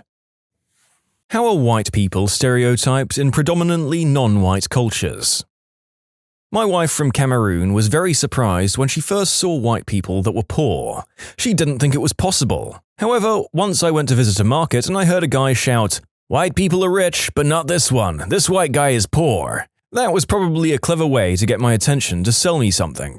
Maybe as a consequence of being thought of as rich, white people are very important or prestigious. Once we met a cousin of my wife who was bragging that her husband had several cars. My wife replied, "Yeah, well, my husband is white." In Cameroon, most people believe in sorcery. One guy who was apparently knowledgeable about these kinds of things told me sorcery doesn't work on white people. +10 magic defense. Frick yes, hidden racial bonuses for the win. In the mountains of Peru, it's an urban legend of sorts that white people will steal children. So much so that when I'm around a misbehaving child, the mother almost always threatens the child by saying that the gringo, me, will take you away. That's kind of funny. As a white, I hold the stereotype that many South Americans would kidnap me and either sell me for ransom or as part of a substance cartel plot. Back in high school, we had 60% foreigners, Korean or Taiwanese mostly. The funniest thing I've ever been called was a round-eyed burger muncher. The kid was serious too. When I lived in the Middle East, I was told by an Arab friend that she always thought that white people, mainly the women, were very loose with their bedroom morals, and stuck up. It explained a lot of the not-so-nice things some of my classmates said about or to me before they got to know me. "You're not loose and stuck up like the rest of us? I'm so confused." "My grandfather was killed by being a stuck-up loose woman, you insensitive clod." "Oh, that's probably how I'm gonna go too." We'll just mud wrestle our confusion away, as is the white custom. A lot of my Middle Eastern white friends think that white people only ever eat turkey and mashed potatoes, or meatloaf. Well, to be fair, there are definitely certain gym-goers who would exclusively eat turkey if they could. There are also some Caucasian replies to this statement. "That's ridiculous. We only eat bacon cheeseburgers and fries, of course." "I nominate the milkshake as the official white person drink." I lived in a predominantly Hispanic area, and one thing that was always associated with white people was money. You were a rich white kid no matter how much money your parents had. No matter where you lived or how poor you were a rich white kid. Hey man, look at Richie rich white boy over there, strutting around the Walmart car park, begging for change like he owns the frickin' place. Rich jackass. Among Dominicans, white people are considered rich and generally friendly. We also think that no crime occurs around white people. It's considered highly respectable for a Dominican woman to have a white man, even if he is a low-life substance dealer. I can honestly say that most Dominican mothers would rather have their daughter date a white substance addict, garbage man, than a rich black doctor. White people are considered so above everyone else in our society. The funny thing is that to outsiders, Dominicans are black. Dominican women in the US want to be as far away from black culture as possible. They think they're white, basically. It's quite funny. When I went to the Dominican in October, they treated us like frickin' royalty. It was ridiculous. Our busboy told me he hated black people, which confused me. I assumed he was talking about Haitians. And all of the women wanted kisses from my blonde-haired, blue-eyed kid. They'd all call him over with Nino Blanco and ask for kisses on the cheek. My wife said, "Well, at least we know he'll never have a problem with the ladies in the Dominican." In Zimbabwe, white people are thought to have no knees. This is due to them wearing long trousers and dresses all the times, apparently. It's also, apparently, extremely funny to them. This is extremely funny. A real knee slapper, or a long leg slapper as my white brothers would call it. My brother's in jail for being a knee slapper. It's classed as racially aggravated assault. I've been to Liberia a couple of times, and I've picked up that a lot of the people think that the white people are rather ignorant of how the world works. They're very nice and helpful, but they make you feel like a child sometimes. Most of the time you have to rely on actual children to figure out what the heck is going on. In all fairness, perhaps you should have let them watch out for you, even if it makes you feel like a child, given that you're visiting fricking Liberia. Quite. The kids who I met there are more mature than a lot of my grown peers in the US. That said, they will kick your skinny white butt in kickball. Holy balls are they good. Stereotypical white statement. I'll use my credit card. Oh, and do you have any non-dairy creamer? I used to live in South Korea, and according to my friend, there's a belief amongst a few Asians that white people are less evolved because they have more hair. I'm a balding white male. Am I evolving? Will I get superpowers? My chemistry teacher always said, the more hair I lose, the more head I get. That's actually a brilliant joke. Most kids won't realize the dirtiness of it until they're long gone. Or I need to get my mind out of the gutter.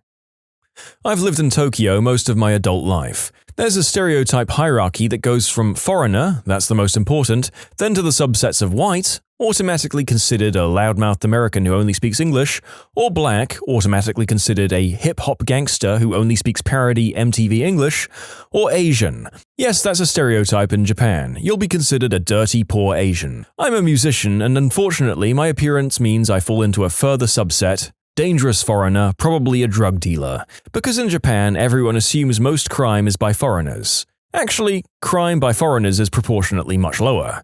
So I get stopped by police all the time. I should add, just as being a black guy in a nice suit getting a coffee in Manhattan is a very different experience from being black with sagging pants and walking into a truck stop in Alabama, so Japan has a wide range of contexts which will affect your treatment here.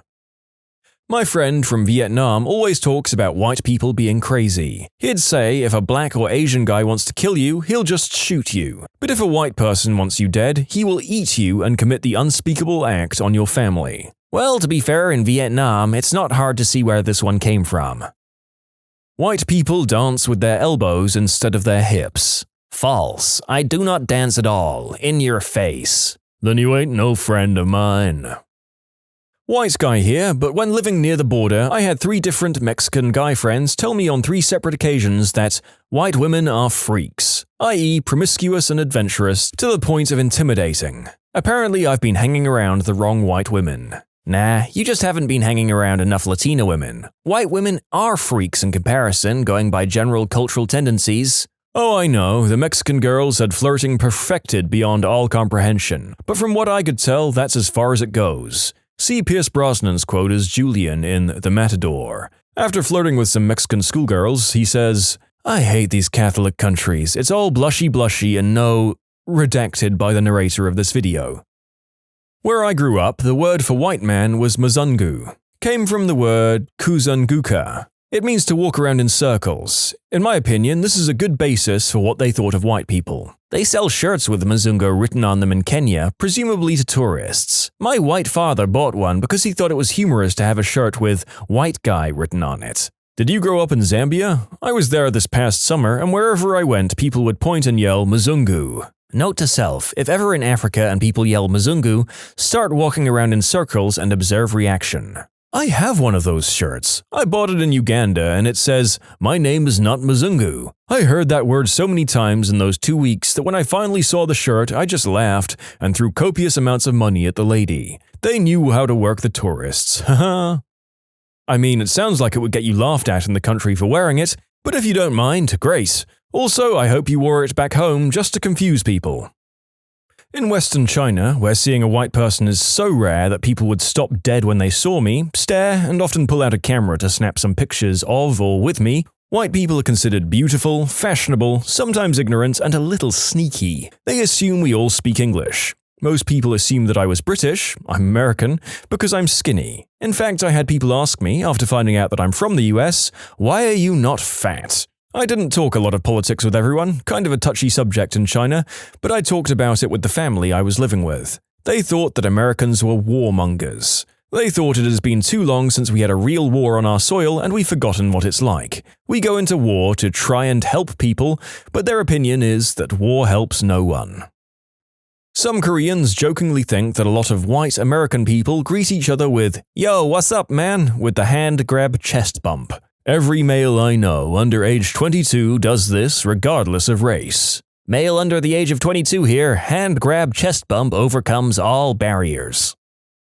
As a Chinese person who mainly grew up in the United States, I don't know much about how whites are stereotyped in China, but my parents do. Essentially, in China, people have a love-hate relationship with white people, wanting to be like whites, which is mainly just Westerner. They want to be this way because of the power and status it represents, but at the same time are resentful of that power and status. By the way, in Cantonese, a slang term for blacks literally translates to fermented soybean, because of the black color of fermented soybeans. People will fall head over heels around a white person to the point where they'll just hire random white people to attend important parties or become spokespeople for their products. Contrast that with the disdain that they have for Chinese that come from America. My mum once said that if you, as a Chinese American, ever want to go back to China, that you'll get better waiter service if you bring along a white friend wearing a business suit. Sad, but true.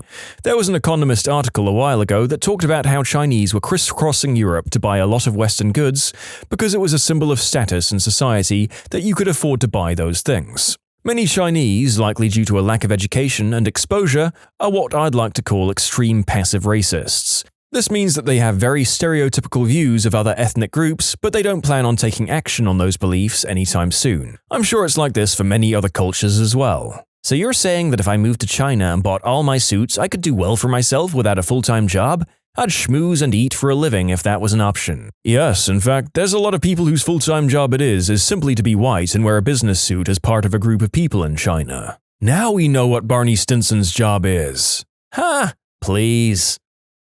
You can submit your own stories to be featured here on the channel. The story submission link is in the description below. And if you want to listen to some vibey music in the background, check out easymode, also linked below, and subscribe. I went to Nepal last year and apparently they believe white people never work. I was helping build playground equipment and crowds of people would show up to watch. They would gawk for hours. It weirded me out and this is what I was told when I asked. When I was in Nepal, some kids bathing in the local river yelled, "You're American, you eat cats." I thought it was hilarious. My Asian friend told me that all of her friends always felt that the white people they'd encountered smelt like milk, all the time. I've heard this too, and it makes sense. People tend to give off odors based on their diets. Only white people drink so much milk and cheese. Most of the rest of the world is lactose intolerant. Washichu, he who takes the best meat for himself. I'm a white guy who lived on the Pine Ridge Indian Reservation for a few months.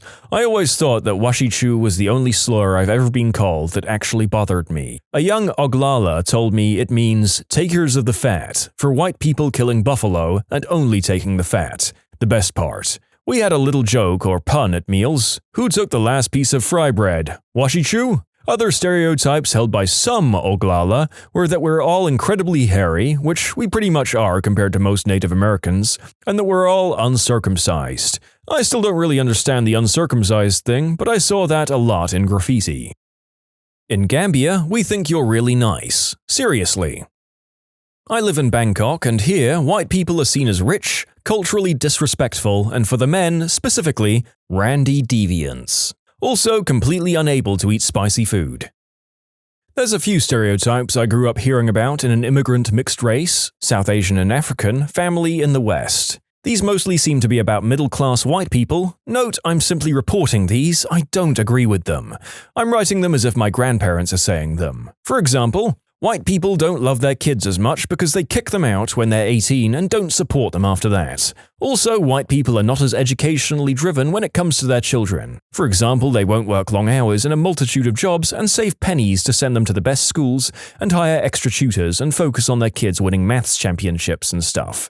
The exception to this is Jewish people who are very admirable. White kids, in turn, put their parents in nursing homes as soon as they're able, which is unacceptable. White people are all into artsy-fartsy things like liberal arts and art school and painting that don't get you anywhere. They don't realize that the only worthwhile paths are medicine, law, engineering, pharmacy, sciences, accountancy, and business. White people eat really bland food, like they eat things like chicken, cooked only in salt and pepper, and carrots in strange creamy sauces. White people like to go to India, Africa, etc. to discover themselves, which is hilarious because then they start wearing saris and things and thinking that if you use curry powder, you've made a curry, and attributing erroneous spiritual wisdom to ethnic people. White people are not as clean. For example, white people will put on clean clothes on an unbathed body in the morning, and they only use toilet paper in the bathroom. As in, they only use toilet paper and not water to clean their butts. Also, they wear shoes in the house and own a lot of cats which walk on their kitchen benches.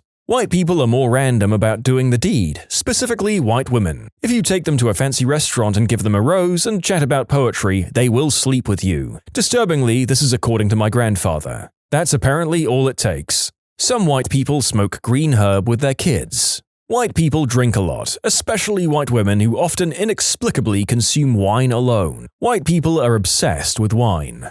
Oh, and one more. White people are too gentle with their kids and don't discipline them properly. See also Russell Peters. Wow, some of these, I won't say white people, but they're accurate to Western culture. Wine, for instance. The first one is funny because in the States at least, the best thing you can do for your kid is make sure they're independent.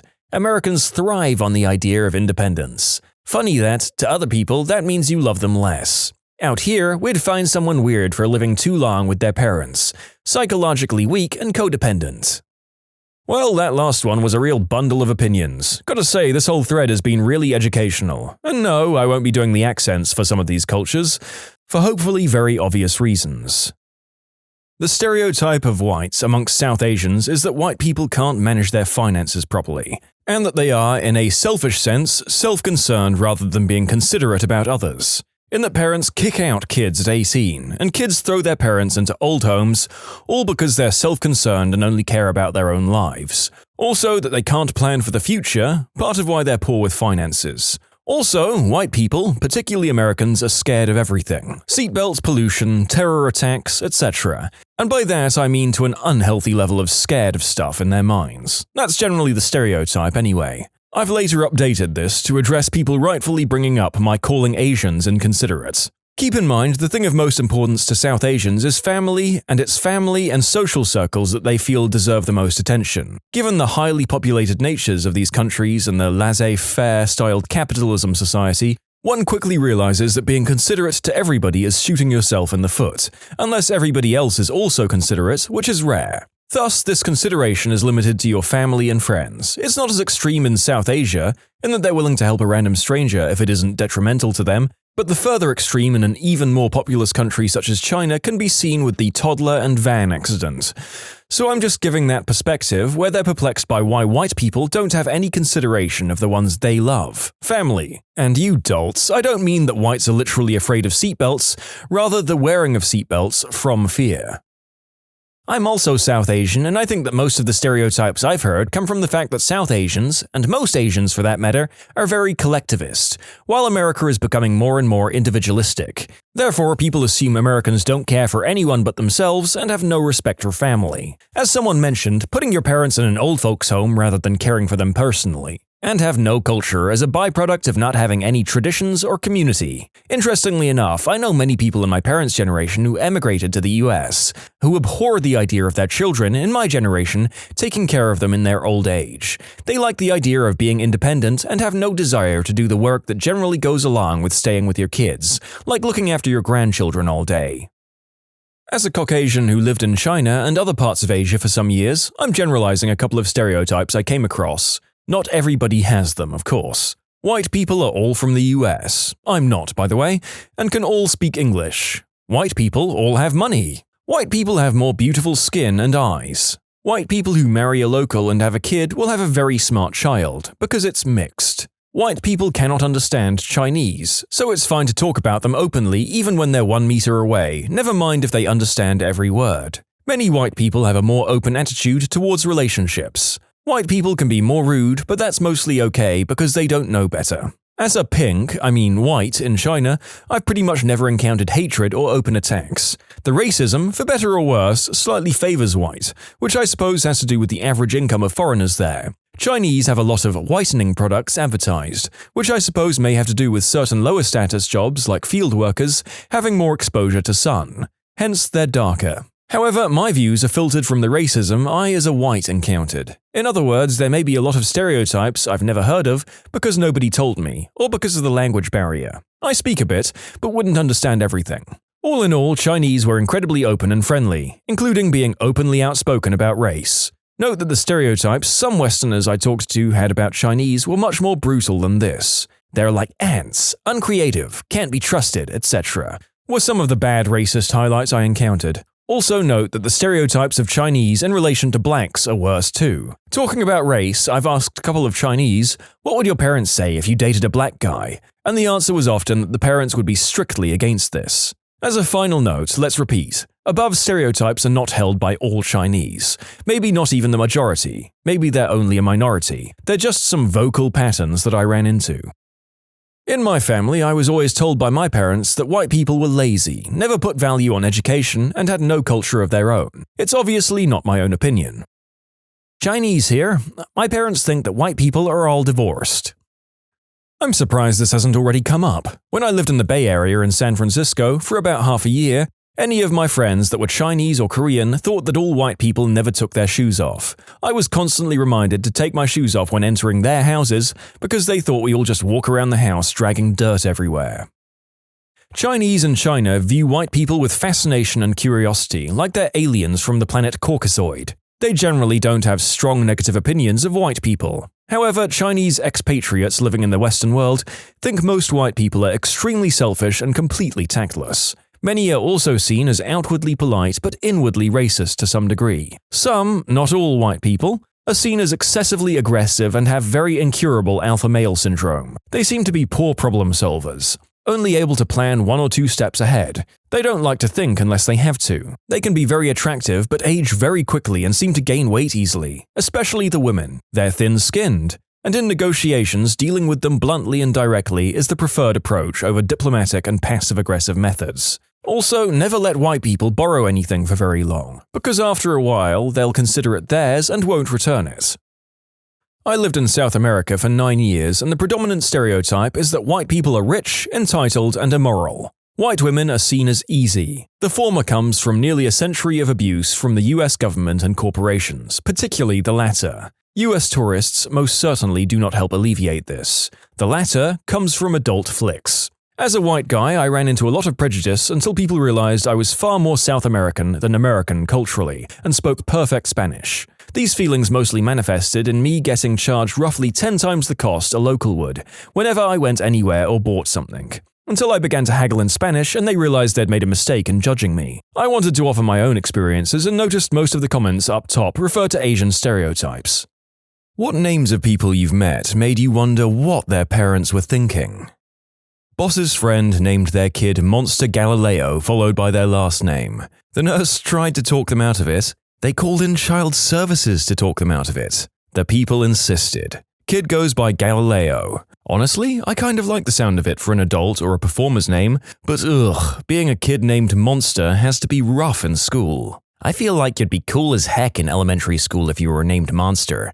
Middle school would be rough, but hopefully by that time you're coasting on the popularity from elementary and just carry the awesomeness forward. It really depends on your personality. If you end up being a shy kid or do anything embarrassing, that name would be brutal to have. If you're popular or edgy, then it's an awesome name. My boyfriend's grandmother wanted to name her daughter Sunshine. The midwife said that wasn't allowed because it wasn't a real name, and his grandmother had no other baby backup names. So a few minutes later, when she heard someone down the hall screaming, "Tina," she named her daughter Tina because she couldn't think of anything else on the spot. I once met a dude named Lovey. It was a family name. I think it was especially cute because he was such a big, tough guy. There's a male New Zealand weightlifter named Precious. My boyfriend was nearly called Egbert, but predominantly Egg for short. I'm glad they decided against it. I knew a guy named Engbert. I don't know why his parents would call him that because Eng means scary in our language. He was kind of a bully though, so I guess it fits.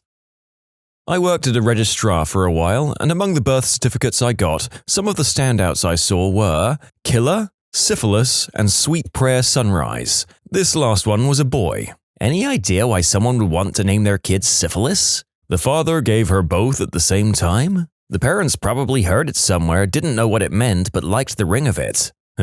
My dad knew a girl in school named Bimbo. Bimbo brand bread is one of, if not the largest manufacturer of bread products on the planet. Except it never really took off in America because we don't pronounce Bimbo like the Mexican manufacturer does. They pronounce it Bimbo, not Bimbo. As much as that might explain where the word came from, I can't imagine that being named after a brand of bread would have been much more preferable to the girl. I guess at least the pronunciation might throw people off.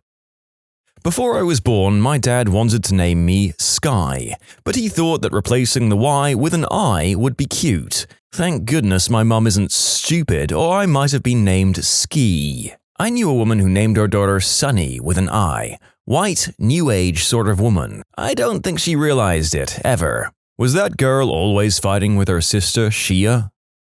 My classmate's mother was a maternity nurse, and she has a couple who wanted to name their son Colin, but wanted to give him a unique spelling for it. I don't understand why parents do this. It doesn't make a boring name more interesting at all. All it does is set your child up for lifelong inconvenience. They spelled it out for her to put on the birth certificate. Colon. They tried to name their son Colon, as in the organ attached to your butt. When my classmate's mother explained this to them, they were painfully embarrassed and asked her to write it down with the normal spelling instead. I don't think they'll ever live it down. I went to school with a colon as well. It was not great for him. Could you pass the salt? Eventually? Conversely, I went to high school with a kid named Colin, and our physics teacher constantly pronounced it colon. Like, how many times does he have to correct you, lady? In France, there used to be a list of names that you had to choose from, mostly based on that day's name, saint, and 3 to 4 others, which is why there were so many Jean, Marc, Louise, Philippes, Marys, Annes, Valeries, etc.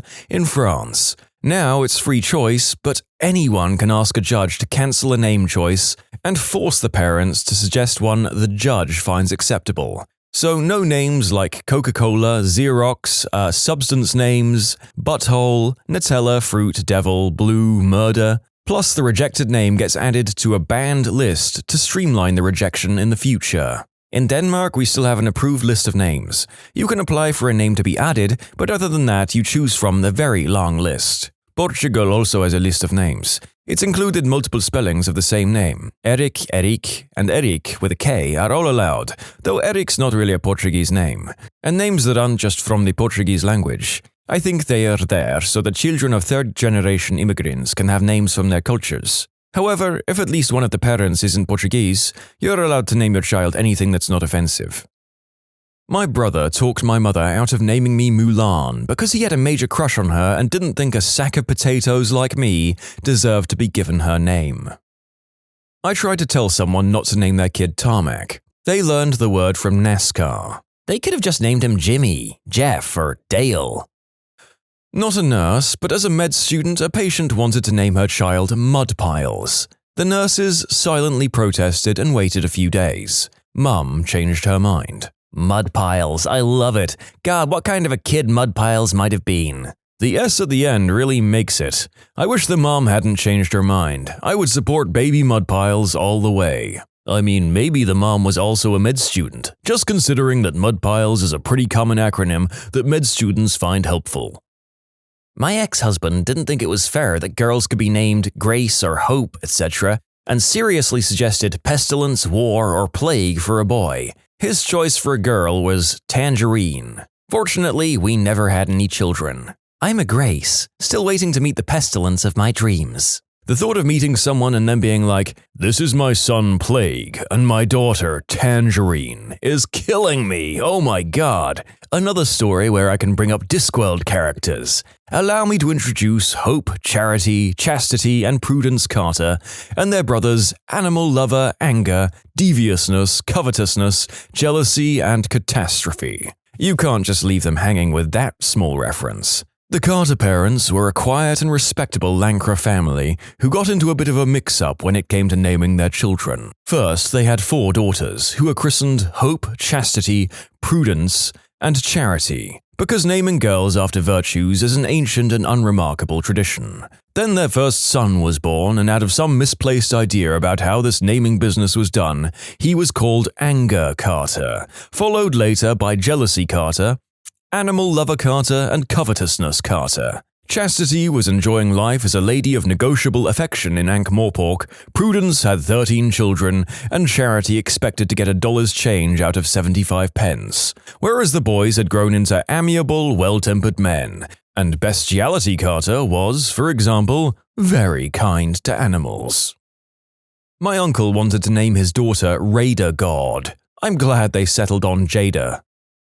I work in a music store that offers lessons and rents instruments. We have a list of the oddest child names. Jamuary, Quest with a W, Sixte, Shebra, Battle, and Shy Ann are just a few on there. The best one was IDOWorkHereLady. When speaking with the grandmother, she said that the mum wanted to name her Olivia, but the father hated the name. The dad saw a bottle of Aleve on the counter, so he and the mother compromised and came up with IDOWorkHereLady. Haha, Shebra, followed by her brother, Hebra. Hijockstrap? As much as I want to meet someone called Hijockstrap, I imagine that Shebra may have a different culture behind its origin than the others. My dad loves Stevie Nicks and wanted to name all of us Rhiannon, but my mum wouldn't let him. So my oldest sister's name ended up being Stevie Nicole, but now some people always assume she's a guy when they see the name Stevie. Rhiannon is a popular name in Wales. It wouldn't seem unusual here. My sister's name is Rhiannon, but my mom was always scared people would call her Rhea for short, so she only called my sister by her middle name. Kind of funny to type that out. She loved Fleetwood Mac but was too worried to fully commit to the name Rhiannon. I once had a student named Linoleum. Some midwife really dropped the ball on that one. My brother wanted to name our soon-to-be younger brother Corn Peas, and our parents almost went with it, because they felt bad about asking for his input and then rejecting it. Fortunately, they got over that and passed on the name. Cornelius Pearson Smith. Corn Peas for short. Cornelius grew up with a perpetually broken nose thanks to his name. And here my mum was talked out of naming me Violet. Sounds like an old lady, they said. Aw, but Violet is such a cool name.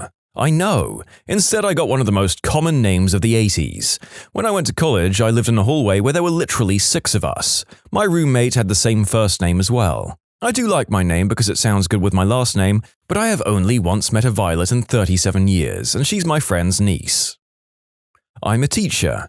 There are certain names that each teacher avoids because we've had a student, or 7 with that name, who were difficult in some way or another. One year, there were 4 Dylans in the same cohort, and they were all hell on wheels. One of the teachers at that grade level had a baby with his wife that spring, and she named the kid Dylan. The rest of us were like, "Didn't you vehemently veto that?" He just shrugged and said it was important to her, and he wasn't the superstitious type. Flash forward a few years and I saw a toddler tearing through the salad bar at the grocery store, spilling things, moving spoons from one container to another, reaching in it with his hands. It was Dylan. I haven't ever met a Brian, Brandon, or Braden that wasn't a terrible brat. My late, unlamented brother-in-law was Brian, pain in the butt to be very mild, substance addict, tried to kidnap my child twice, got married on my husband's birthday, etc. Brandon down the street would come into our yard and steal from my kids and harass my cats. I've always found that any boy named Angel was poorly behaved. This didn't extend to girls, though. Angela, Angelina, and Angelica, they were fine. Boys named Angel are always the worst behaved. Also, Anthony, Bodie, Kevin, Travis, Vincent, and Victor. My rule in general, anything with a V in it will probably be a pain in the neck. You can submit your own stories to be featured here on the channel. The story submission link is in the description below. And if you want to listen to some vibey music in the background, check out easymode, also linked below, and subscribe. I had a coworker named Trina. When she was pregnant, she told me that she and her husband had decided to name the baby Latrine. I had to explain to her that she was naming the poor baby after the hole in the ground that soldiers crap into. She was horrified and changed it to Katrina. 2 days after the kid was born, Hurricane Katrina hit New Orleans. I hate to wonder what would have happened to New Orleans if she did name her Latrine. That would have been quite the crap storm. I have a false leg. My parents had to be talked out of calling me Peggy by the midwife. Oh, you probably could have taken them to court if they called you that. Oh, Peggy Sue. You could sue for a pretty penny, Peggy. My mother, who has an odd, to say the least, sense of humor, wanted to name the baby brother Ichabod Rusty. Our surname is Ford. She was determined to call him Itchy Rusty Ford. Tickled herself crapless through the pregnancy. And look, it was funny, I mean I was 12, but everyone thought she was just being her usual goofy self. Apparently she got attached to it and at some point Dad just said, "Frick no, we're not naming the baby that." They settled on something much more appropriate. Although these days I think the little crap might have been better named Itchy Rusty in my opinion. Similarly, our surname is something that can basically mean male member in my language. My dad wanted to name me Elwood if I was a boy. My mum was like, "Woody Wang? No way!" And my dad legitimately saw no issue with that. His second choice was to name me after his father, Harry. Good thing I'm a girl. Not a midwife, but lived with the student midwife when I was a student. The first set of twins she delivered got called Red and Blue. When I worked in a boring admin job dealing with applications from members of the public, I came across Jessica Rabbit. Saw her passport and everything. I just hope that she chose that later in life rather than her parents landing her with it. The worst ones I saw in that job were combinations made by women getting married and taking their husband's surnames, so can't really be blamed on the parents. I took my husband's surname so my initials would no longer be JCB, which is a tractor brand in the UK. My dad knew when naming me and thought it was hilarious. I'm getting married this year, so my initials will soon be MEH. Of all things in life, I can easily say I didn't see that coming. Hang in there, meh. My wife used to have the initials HOT, which she is, but now is HOR, which she's not so thrilled about. I was originally supposed to be Lex, like Lex Luthor. My dad talked my mum into naming me Alexander and my nickname be Lex, but they just called me Alex. I always assumed Lex Luthor's full name was Alexander. Oh, it is. I have a son named Alexander who goes by Lex. It's a perfect name for him, even though he's a very kind and compassionate kid. As a family medicine resident, I personally delivered 2 different girls named Khaleesi. This was around 2016, well before Season 8. I imagine there might be some buyer's remorse on the parents' part at this point. Yep, I've often wondered about the thousands of children who were called Daenerys or Khaleesi and how they reacted after the Mother of Dragons went full crazy murderer fascist. And I'm just going to say I fricking called it about how that was going to go down. Working as an ERT on overnights, I got called to an OB to help out a lot. One name will always stick with me because of how unfortunate it is for the kid and how ridiculous everything about it was. The mum was deep into crystal and other substance use and she told us she wanted him named Zion. We were like, oh cool, no problem. So we asked her to fill out the paperwork of everything for us to submit and put in the chart and she wrote down Vazion. She looked us dead in the ears and said the V is silent. She also gave him 5 middle names because she didn't know which one was the father, so he got them all. Should have named that kid Pokemon. Kids caught all the middle names. I'm neither of these, but I had a classmate in university whose name was Mega Nathan. To date, I don't know why Nathan failed to suffice. When I first read that name, I thought it would be pronounced similar to Afghanistan, Meganathan. On second look, I'm now wondering whether it's actually pronounced Mega Nathan and struggling to decide which is worse. My dad wanted to name me Snövit, the Swedish name for Snow White, but in the end my parents named me something else. Had my younger brother been a girl, he had been named Tornrosa, meaning thorn rose, which is the Swedish name on Sleeping Beauty. Never did get to the bottom of what my dad's obsession with princesses was all about. My mom is a public school librarian, and the cringiest name she's encountered so far is a girl named Lesme, pronounced like Leslie but with an M. I also have an acquaintance with the last name Forrest, whose father was eventually talked out of naming her Rain. Back in 2000 to 2004, I worked in a hospital doing admin, and an old battle axe of a senior midwife stomped over with this angry-looking pregnant teenager in tow. "Varvara!" Old battle axe roared. "Varvara! Open up that internet-y thing on your computer." Old battle axe didn't know computers, but she was well scary, so I agreed, and opened up the internet-y thing. "Show this ridiculous child the first thing that appears when you type in the word chanterelle." The angry, pregnant teenager whined about how it was a pretty name and loads of girls were naming their little girl it, and then she went stone-dead silent when she saw picture after picture of nasty sulfur-yellow mushrooms sprouting out of muddy forest floors. "Told you, it's a frickin' fungus!" Old battle axe roared and stamped off to be terrifying and sensible to other pregnant teenagers, leaving me with the angry one. Turned out that the name she'd actually been thinking of was Chardonnay, which is both the name of a very expensive wine and the name of a character in a UK soap opera called Footballers' Wives, which is about as classy as it sounds. The baby got that as a middle name later on, which was fine. The first name was Sophie or something along those lines. That's awesome. The midwife probably acted that way so she could stop future generations from being born with names like Old Battle Axe, although I bet with a name like that she got picked first in sports. All the senior midwives at my hospital had names like that. Old Battle Axe and Iron Lil were the two I remember most vividly. They'd been there since the place was built and were older than God and had absolutely no time for bullcrap. They kept the place impeccable and everyone up to and including the head of the NHS were frightened of them. I once saw Iron Lil take down a drunk and bullying boyfriend with a flying rugby tackle outside of the water birthing room. It was great. I would like to hear more stories about Iron Lil and Old Battle Axe, please. That sounds incredible. I want to hear all of your stories about these ladies. What awesome lives. My dad legitimately told my mum that my sister was to be either Jackie Ann after his ex or Lisa Marie after Elvis's daughter. I'm amazed that I was conceived after that. My sister is Lisa. Haha. I wanted to name my daughter Daisy, as it's always been my favorite. Even my husband loved the idea. My whole family said it was a dog's name and they wouldn't let it go, so I didn't name her Daisy. And here I am Pupatai Arevu Danambi, Kalia Perumal. Oh, hello, fellow South Indian person. I was almost named Cinderelle. I have no idea what my dad was smoking at the time.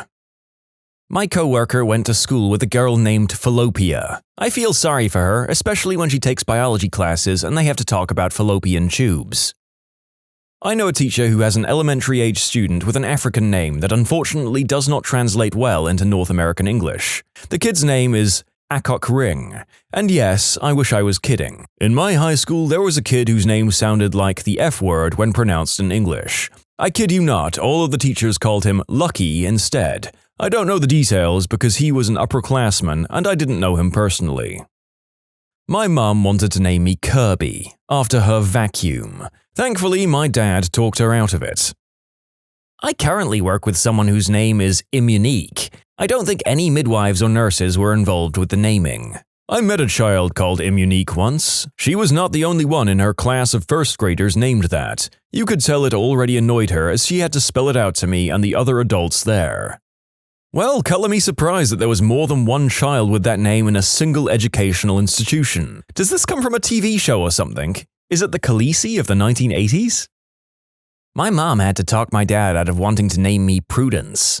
I wouldn't have minded being called Prudence, but that's just me. Now I have an even weirder name that nobody knows how to pronounce because of a popular TV show. I feel like going through high school being called Prude would have been rough though. At least they would have been able to pronounce my name correctly then. A senior guy I was friends with started calling me by an incorrect pronunciation of my first and last names as a joke. Now most of my band does it. It's funny but also confusing for people who don't know my actual name. When I got a solo in marching band, my name was announced over the speaker as that exact wrong pronunciation of my name. I just shared a look of annoyance with the drum major and accepted it as a fact of my life. Also, that senior came back after he graduated to help at band camp this year and educated the freshmen on my incorrect name that they were to call me. I was like, "Thanks, Michael, I really appreciate it." My mother's name. My grandmother wanted to name her Ishbel, and my grandfather wanted to name her Laura. So they got a baby name book, and the first name they agreed on would be her name. Her name is Wanda. My ex wanted to name my son Jagger, pronounced either Jagger or Jagger, or Schottenjagger. That was a no. Everyone talked me out of naming my daughter Evelyn, and a nickname Evie. It's a family name, but apparently it's for older women only. My wife and I both loved the name Evelyn, and it would have been our daughter's name, but a close coworker had her daughter 2 weeks prior to us and named her Evelyn first. We felt awkward picking the same name, so we settled on our second choice. Also, I think Evie is a cute nickname. Again, not quite what was being asked, but a friend of mine was almost called Apollo. To be fair, he was born on the day of the first moon landing in 1969, and his dad is Greek. His mum put her foot down, though, and he ended up being Alexander, which is still a good Greek name. Okay, technically Macedonian, but the Greeks claim him too. I was young and stupid in the 80s when my daughter was born. I really wanted to name her Frisbee, because I was just certain that Frisbee last name was going to be the coolest girl in school. Nothing ever came of my bad idea. My daughter's name is Jennifer now. My dad is the third, and I would have been the fourth if I was born a dude. He still wanted to name me Roberta Edwina, his female version. Yikes. When I was in basic training back in the early 2000s, there was a guy whose last name was Starcruiser. I found out from one of his division mates that his full name was Mercury Sun Starcruiser, and that his dad apparently was a massive Star Wars geek after seeing the original way back in the 70s, and that he'd legally changed his last name to Starcruiser. This guy was not in my division, but was in one of the ones that was housed in the same building my division was in. So I'd seen him a few times. Turns out he was also married, and she was in a different division at the time as well. What was the worst experience you had in elementary school? I was running around the playground, saw a couple of girls with a small milk carton between them, ran through and kicked it. Turns out they had a pet hamster or squirrel in it. I killed the pet right in front of them. I felt bad about that for my whole life, and I'm 54 now. My father did that. I'd just gotten a hamster and it was rolling around in one of those balls while we put the cage together. He came home from work and thought I got a sports ball or something and happily kicked it at me. I got a new hamster. Wanna play sports ball, son? Why would someone put a hamster inside a milk carton? They're just kids. They wanted to carry it around and figured that'd be fine. I was bullied a lot and also had a bad haircut. One day in class, all of us students were sitting in a line while the teacher spoke. Halfway through, the teacher stopped talking. He walked up to me and pulled on my hair, saying, "Is this for real?" He then erupted with laughter, and so did the rest of the class. As they all laughed at me, I felt mortified. I wanted to die. I will never forget that moment. I had terrible, terrible hair throughout my childhood at all different stages. And I had this happen in various situations where the teacher would add to how terrible it was by constantly questioning my hair and bringing attention to it during class in front of the other classmates. They allowed me to be constantly bullied by my classmates in front of them without doing a darn thing. I remember when I was in the 4th grade, my mum gave me my brother's lunch by accident. I asked if I could go to his classroom so we could swap. I knocked on the door and asked for him. At the time, I had very short, curly hair. My mother made me get it all cut off as I had head lice that she couldn't get rid of. I'm female. After I asked for him, a little boy asked, "Are you a girl or a boy?" The entire class erupted with laughter and pointed at me, most loudly the teacher, who was in hysterics. He just kept laughing too. I walked out and waited for my brother to come while I could hear them in the background. It was mortifying. Another time, my mum took me to a clothes shop where she knew the owner. He invited me out back as his sons were there with their pet mice. I spent about 30 minutes with them and we went to leave and he said, "You have a lovely son." Oh well, I'm a somewhat attractive woman now, and the teacher who laughed at me was fired for his inappropriate behavior with students later. Sometimes karma is slow for people who have a rough time in school, if it happens at all. Glad things worked out for this nice lady. In second grade, we sat at desks arranged in groups of 4 with 2 pairs of desks facing each other. I was grasping the front edge of the desk and this kid slammed his desk against my fingers. Not sure if it was intentional, but it really hurt. I started crying. The teacher noticed, and instead of dealing with the situation in a sane way befitting a second grade teacher, her punishment for the boy was to have me slam my desk against his fingers. I told her it was okay because what the frick, I really didn't want to do that, but she made me do it anyway. She was a terrible teacher. Damn, that's pretty effed up and traumatizing for a second grader. What happened to her? Is she still around? I remember her being pretty old, so she's probably retired or dead by now. I loaded my pants in kindergarten. Then I stepped on it. Then I proceeded to walk it around the classroom. When asked if I did it, I denied the act even though the footprints led to me and my pants smelled pretty bad. I got sent home. Many of those kids probably don't remember, but some nights I lie in bed, thinking about what might have been if I just went to the bathroom. I work in an elementary school now. A few years ago, one of the kindergarten teachers pulled me aside and told me, "I have a pooper in my class. I can't figure out who it is." Somehow, someone who didn't wear underwear with their pants was relieving themselves, and the logs were falling out of the leg pants and onto the floor. This was causing her stress because some kids would accidentally step in it and shred it around the classroom, making a mess. A few days later, the teacher was walking down the hall and catches my eye. She seemed less stressed than the previous couple of days. She came over to me and said, "So, I found the poopatrator today." It was as if he had no idea he was doing it. In other words, your experience isn't unheard of. I got really sick once. My mother sent me to school despite the fact that I felt awful. I walked into the bathroom, spewed all over the floor, and then proceeded to crap my pants. I locked myself in a stall until the teacher came, cleaned me up, and brought me to the nurse. One day as a child, I woke up feeling sick. Mum sends me to school anyway. I get there, immediately go to the nurse's office. They refuse to examine me without a pass from my teacher. I go across the building to my first class to get one, by which point I'm late. The teacher refuses to let me into the room without a pass from the principal's office. I go back across the building, spend a few minutes waiting in a crowd of fellow late students, go back to class, give teacher his pass, go back to the nurse's office, give nurse her pass, nurse examines me, immediately declares me highly contagious, and sends me back home. You're a lucky mother fricker. My mom forced me to go to school and I was sick with the flu. I felt sick and in the middle of class I silently threw up on my desk. I covered it for 15 minutes. When class ended, everyone left and the teacher confronted me, asking me what was wrong. I raised my head to have spew coming off my face and shirt. She starts gagging and I ran for the bathroom, leaving trails of spew. Worst day ever. There's one story that will always stick in my mind. I was in the 3rd grade and we were supposed to bring back signed permission slips from our trip to the library. The only person in class who didn't bring his permission slip was a friend of mine. My 3rd grade teacher thought it'd be appropriate to interrogate him in front of the entire class as to why he didn't bring it. He responded that he would be unable to attend and she continued to press him.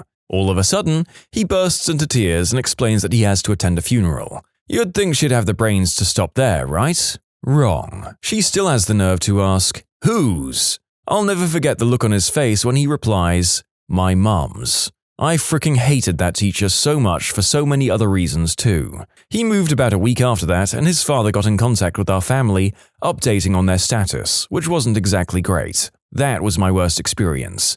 I can't imagine how hard it must have been for him. Oh gosh, this reminds me of a story. I went to a Catholic school from kindergarten through to the 6th grade. In the 3rd grade, 8, one of my friend's mothers died. Needless to say, the kid was out of school for a couple of weeks. When he finally returned, he was having a difficult time, obviously. One day during class, he was crying, and our female teacher told him to stop being such a baby and that his mother was no good anyways. I recall telling my mother about it because it really disturbed me at that age. Heck, it disturbs me now. I'm sorry, Paul. I hope you're doing great. I called my teacher Mum. I then tried to correct myself and referred to her as the names of several other teachers before shutting up and trying to phase into my chair. Haha, I as well called my teacher Mom once. Luckily it was the beginning of recess and most kids were hurrying to get outside, so most of them didn't hear it. Plus I was 5, almost 6, and super tiny for my age, which according to my teacher made my mistake the cutest thing ever. She even picked me up when the rest of the kids were outside. I was so flustered by my mistake that I hadn't even moved, and she said she wished she was my mom. She was a pretty cool teacher. I feel like this happens to greater than 1/3 of students, just by this cliché's appearance in media and how often you hear about it happening in general from your friends.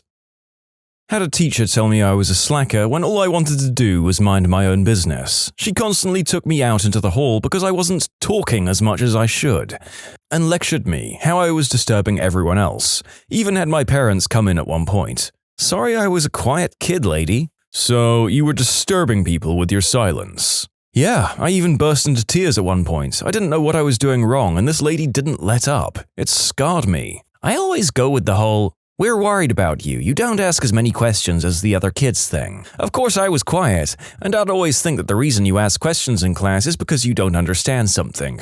I understood everything as a child. Turns out they just wanted me to outwardly express a bit more interest.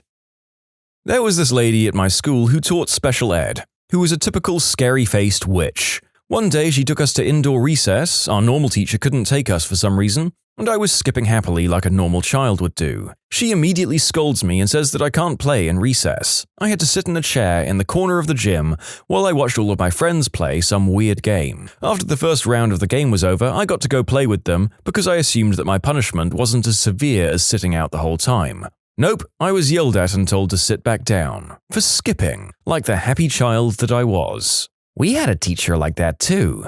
She was the special ed principal as well. She told lots of kids off for fast walking and made everyone sit for an extra 10 minutes at lunch so the owner of a chip packet would pick it up, and scolded a kid who tried to pick it up and end the madness, and had to have the principal of the regular school tell her to wear a better brassiere. She was horrible and scary. Speech therapy. The kids in my grade level were pretty cool and didn't make fun of me for having a speech impediment. I was actually well liked. I only felt different during speech therapy. Nothing felt worse than when your teacher is standing in front of the class and the speech therapist has to interrupt the lesson to take you, and only you, out of the class. This happened on a weekly basis, mind you. I say this for all school-based speech-language pathologists. I'm so sorry for ever making you feel anything less than brilliant. We think we're helping. I try to take students from the same class out at the same time to make it seem more natural. Also, I try to make the sessions interesting and rewarding, so I hardly ever have a student who doesn't want to go to speech. Unless the class is in the middle of something new and super cool, then I engage in the activity with the class for a bit until there's a better stopping time. I've actually had 2 students fake having a trouble with a certain sound just so that they could see what speech was all about. However, no one can pull students out of the classroom at random, so their adorable attempt at getting out of class went unsuccessfully. Again, sorry for any hard feelings. You can submit your own stories to be featured here on the channel. The story submission link is in the description below. And if you want to listen to some vibey music in the background, check out easymode, also linked below, and subscribe. I didn't speak good English when I first moved to the US in 3rd grade. I didn't know that frick was a swear word. I used it casually. One time the teacher asked, "Who first settled the town that I live in?" I responded, "The fricking British." I got suspended for 3 days. Pro tip, before moving to another country, learn which words are offensive and don't say them to your teacher. Your suspension seems pretty harsh for a new kid. That's a solid answer though, and you should stand by it. That's hilarious. I actually did something similar in 3rd grade. Having just moved to France, I asked in a rude way if I could go and take a leak. Je peux aller pisser? Not knowing that pisser was a swear word. I didn't get suspended or anything, but everyone in the class got a good laugh out of it. Some of my friends still bring it up now, about 12 years later. This butthole kid stabbed me in the shoulder with a metal fork during a snowball fight. Who brings a knife to a snowball fight? Only a lunatic, but a fork? It's understandable. I see you've played snowy, spoony, knifey, forky before. My mother sent me to school very sick one day, and I was having a horrible time to say the least. Nauseous, fever, cough, but I couldn't stay home as she had a very important job interview, so I pretended I was a lot better than I was for her. About half an hour into school, I got this feeling in the pit of my stomach. Oh God. I proceeded to walk over to where everyone kept their backpacks, where nobody could see me, found the nearest one, and filled it with my spew. I was a dumb kid, so I looked around to make sure no one saw. The storage was around the corner from the class desks, and they were having playmat time so nobody noticed me, and I put the poor kid's backpack back on its hook. 2 hours later during lunch, I heard a scream, followed by a couple of students getting sick all over the lunchroom tables and floor. And that boy whose bag I spewed in was crying his freaking eyes out. The teacher basically interrogated the class, and I finally burst into tears and admitted it was me. I was sent to the nurse, then detention, and my mother never looked so angry with me when she picked me up. As for the kid, he didn't talk to me for 2 weeks and then told me he hated me and that my spew smelled like his cat's litter box. We started dating 8 years later, and we're still together. Ha ha ha! In this more negative story grouping, it can be quite nice to come across the odd one that has a happy ending, so thanks for that. 3rd grade, we had chair desks. Look them up. Mine had a lot of clutter under the seat, and the teacher told me to clean it before class was over. Now, I wasn't going very fast, but I didn't have much time either. The bell rang and I was still cleaning. The teacher got really angry at me. I don't remember what she said, but she was mad. Really furious. She picked up the whole desk, I fell out, and she dumps everything out of it and onto me, then throws it down. The desk slammed into the ground inches to my side. Needless to say, I was terrified by this whole thing.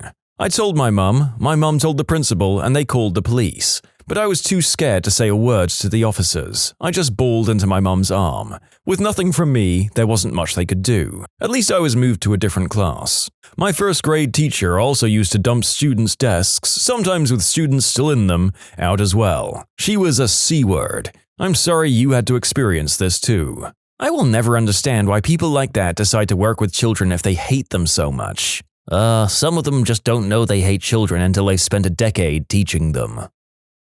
Okay, so my 1st grade teacher was a total butthead who was constantly doing things that probably should have gotten him fired, like telling the entire class that they should never be like me and using my art project as an example of what everyone shouldn't do, singling me out, openly mocking me, and my family in front of class, forcing me to go to a kindergarten class so he could use me as a bad example there, among other things. I'm almost positive that he hated me. The worst thing, though, happened one day during our math time. I was in the advanced math class and had already learned what we, as a class, were doing on a worksheet. Because of this, I worked ahead and finished it before the other kids. This prompted him to take my sheet, scream at me for working ahead of the class or not paying attention, violently rip up my worksheet, throw it to the garbage, and make me start over. It was more humiliating than anything up to that point, and the only time I'd ever been punished for being smart. In conclusion, my 1st grade teacher was literally a walking, talking sphincter.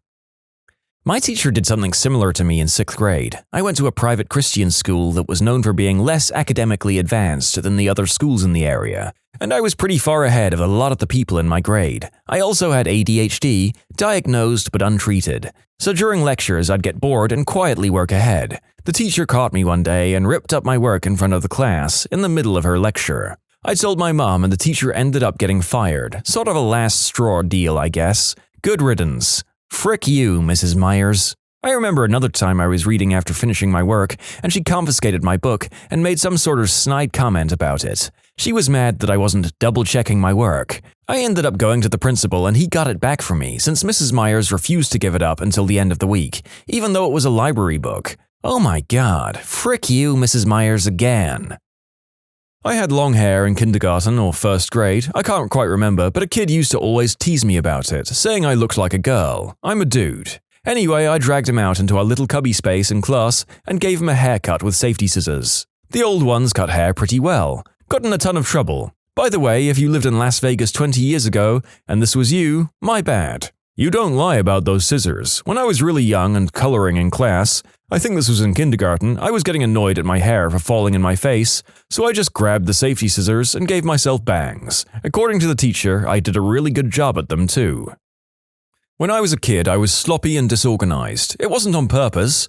I just for some reason felt compelled to shove papers in my desk at school rather than sort them out. I was embarrassed by it and didn't want anyone to look at my desk. Like all kids, I had a crush. My crush that year was a kid named Johnny. I wrote his name in my notebook with little hearts all around it, and it became part of the mass of crumpled up papers in my desk that I'd forgotten about. One day, in the middle of class, my evil witch of a teacher noticed that my desk was sloppy, again, and decided to embarrass me by dumping out all of the contents of my desk right in front of the entire class, and then going through all of the papers one by one and reading them out loud. Eventually, she came across the paper that had Johnny's name written on it and said, "Ah, looks like someone has a crush on Johnny," out loud to the entire class. I turned bright red and tried to take the papers out of her hand, which apparently offended her, so she told me to get my hands off her. Kids never stopped teasing me after that. I couldn't even look at Johnny without blushing and wanting to cry. Fricking hate that B word to this day. A group of boys who were a few years older than me, I was 6 and they were 12, would relentlessly chase me around the school every lunchtime. I'd hide in the toilets until I was sure they got bored of waiting. I told teachers, but they never did anything. Honestly, I lived in fear of them all year until they left for high school. They were double my age and like 3 times my size. It was horrible. Something similar happened with my little brother. He was in the 2nd grade and these 2 5th graders were cutting in line in front of my brother and his friends. My brother, knowing this is wrong, tells the 5th grader that they can't cut in line. Somehow, one of the 5th graders decides to hit my brother, and my brother hit him back, and they started fighting until a lunch lady stopped them. They both got a 3-day in-school suspension. If they hit you first, then you can hit them back in defense. Now that I think about it, this situation isn't that similar to yours, but oh well, I'm still sorry it happened to you. I wonder if bullying is more or less the same in the modern day and age compared to how it was when I, and the writers of these posts, were in school in the 90s or earlier. I can't help but feel like teachers have much stricter training on how to deal with this sort of thing in most countries now. When I was in 2nd grade, I had a crush on this one girl, and when we were on a field trip, I saw this ladybug ring for sale. I bought it knowing she liked ladybugs and waited for the right time to give it to her. I ended up doing it at the end of the field trip as we were gathering our stuff in front of her friends. She laughed in my face and refused the gift. I felt like crap and threw it out. In the 1st grade, I went to this private church school where all of the teachers were relatively strict about rules, and kids leaving class to go to the restroom among other things. One day, during singing time, I really had to go pee. I asked the teacher politely if I could use the restroom real quick and promised to be right back. The teacher told me I'd have to wait until recess to use it. Recess was right after singing time. While singing time is going on, a giant thunderstorm moves in and begins a torrential downpour, while the teacher thinks it would be a great idea for the class to sing the rainy day song to coincide with the storm. As the class is singing the song, I try as hard as I can not to think about how badly I need to pee and begin trying to count the grains of wood in my desk. Needless to say, it didn't help. About halfway through the rainy day song, and when the torrential downpour outside was at its worst, I ended up peeing my pants and creating a giant pool of pee beneath my desk. I was in tears, and when the teacher noticed what had happened, I was immediately taken down to the office to get a change of clothes. Since I was a girl and happened to be wearing a dress that day, I ended up having to wear some Polynesian top meant for a boy and boy shorts. My 4th grade teacher would always ridicule me in front of the class for not being able to learn my multiplication tables. I'm dyscalculic. I hated 4th grade so much. It was a nightmare. I crapped my pants while doing a speech in front of the class. My teacher had not one sympathetic bone in her body and treated me as if I'd punched her elderly mother in the face.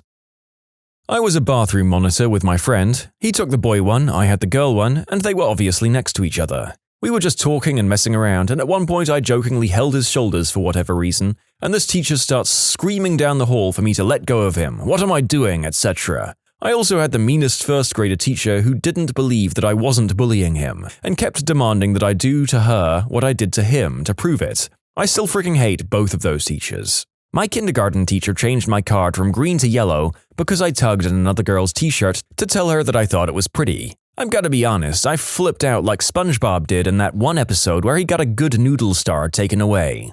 Massage therapists and customers, what was your strangest experience during the process? I'm a male companion for hire and give special massages. My prices are very high compared to a regular massage, and no one can really mistake what you're buying. Also, the website I advertise on is full of undressed buff dudes, so there's really no confusion. Well, one day I receive a call from a man asking if I'm available. He said he'd like a massage at his office in the middle of downtown.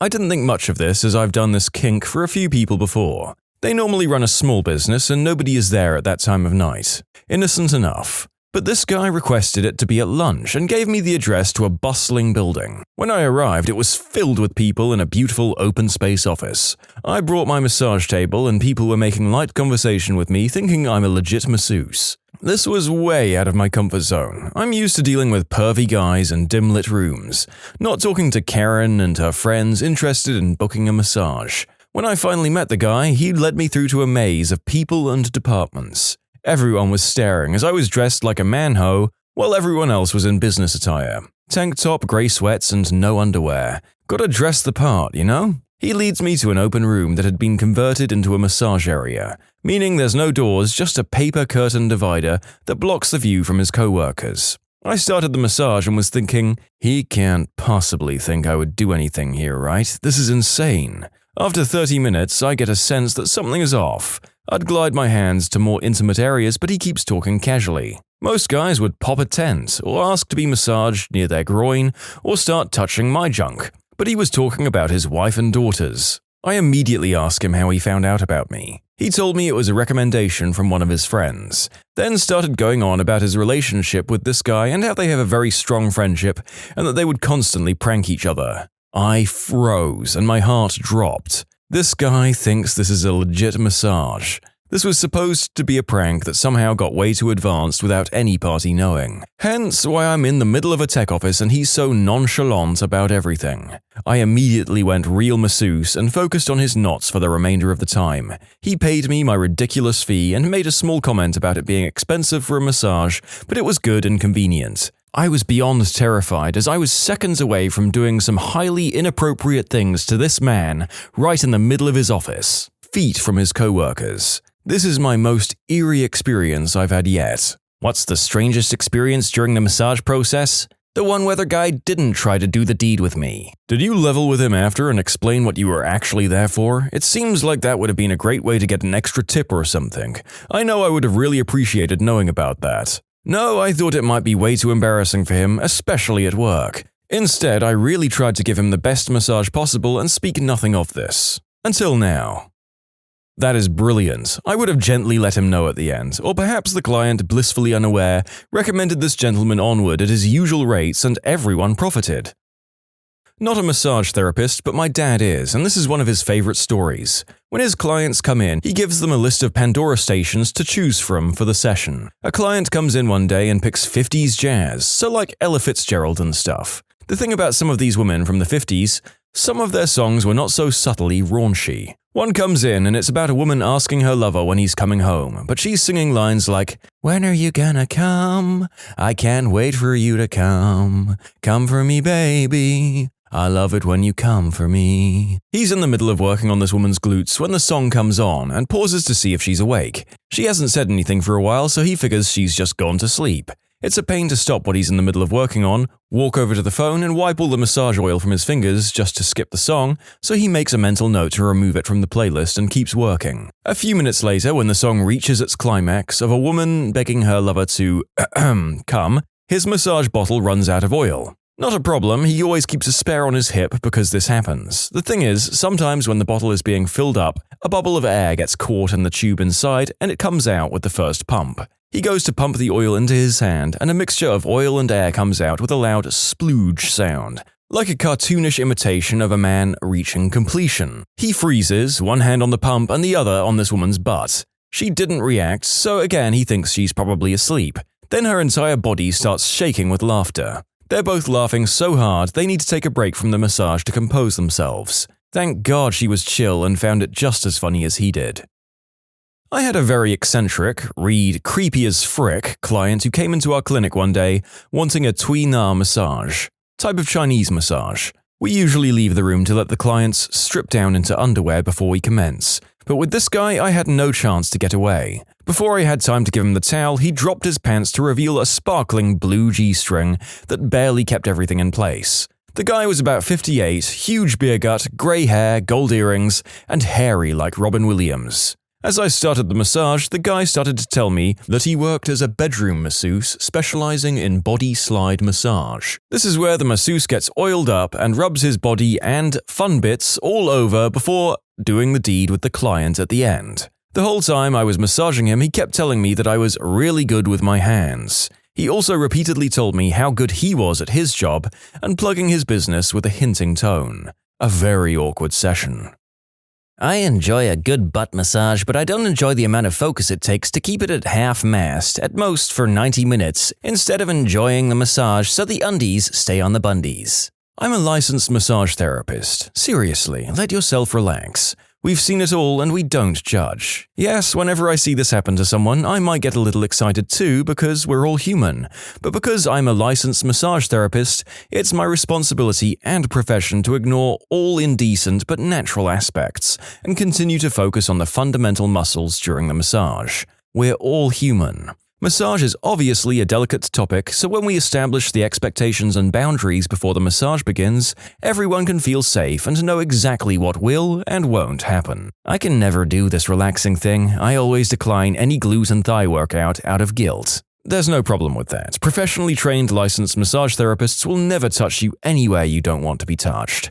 We discuss the full parameters of the session before the session begins. No surprises, just relaxation. It's common to have difficulty relaxing, and that's why it's recommended to book a 90-minute or 120-minute massage, because people often don't begin to relax until 45 minutes into the session. This is a therapeutic human touch. It's safe. It's beneficial. Every human needs human touch, and the client has full control over everything. Massage therapists are professionally trained to respect every client, make you feel safe and comfortable, never do anything you don't want to do. I had a guy tell me, "Stop teasing. You know exactly what you're doing. Don't start me up and not finish." Studying to be licensed, but I volunteer my services at a harm reduction clinic. From 7 through 9 p.m., I work at a massage palace as the receptionist. People used to come in all the time to ask how much massages were, and usually that was the extent of the conversation. One day a bloke walked in and asked how much the massages were, so I told him. Then he asked me in an overly friendly voice if I did the massages. I naively plowed on with, "No, not me, they're done by..." When my boss walked out of the consultation room he'd been in with a client and said, "I do the massages, can I help you?" The guy looked instantly sheepish and couldn't get out the door fast enough. My boss said he'd overheard the guy ask if I did the massages and knew something wasn't right. Told me that if that ever happened again, to just say I would get the masseur for him and walk out. I'm so glad your boss was awesome, to be honest. Yeah, he was a good guy all round. He said they don't come in often, but you get the odd one. All 3 masseurs were men and they were all nice guys, so I was well looked after. What a gross weirdo. Look, as the first story indicated, more intimate masseurs do exist, but don't go in expecting if it's not advertised, folks.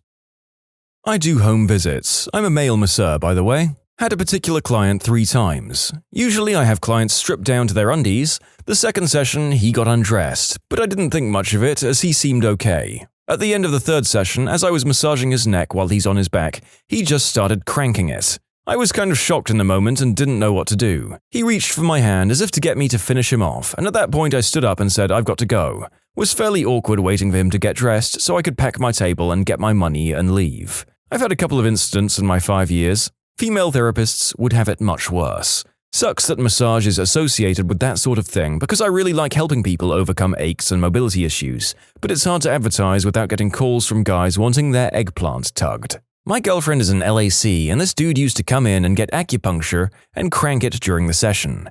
It never had anything to do with her, and he never asked her help or anything. He just needed to be getting needled while he was doing it. He paid her a lot more than her usual sessions and apparently had trouble getting off otherwise. He is almost 40 years her senior, and I've heard their sessions before. He truly just needed acupuncture to get off. She was never super comfortable with it, but it was good money, and eventually we didn't need that money, so she put a stop to it. He was totally respectful of that too. He never made a move and was always communicating very openly and honestly about what he needed. Pretty nice guy, if not a bit strange. He needed acupuncture to get off. What a prick. I live in China, and despite this idea of happy endings places, they're getting harder and harder to find in Shanghai, thank God.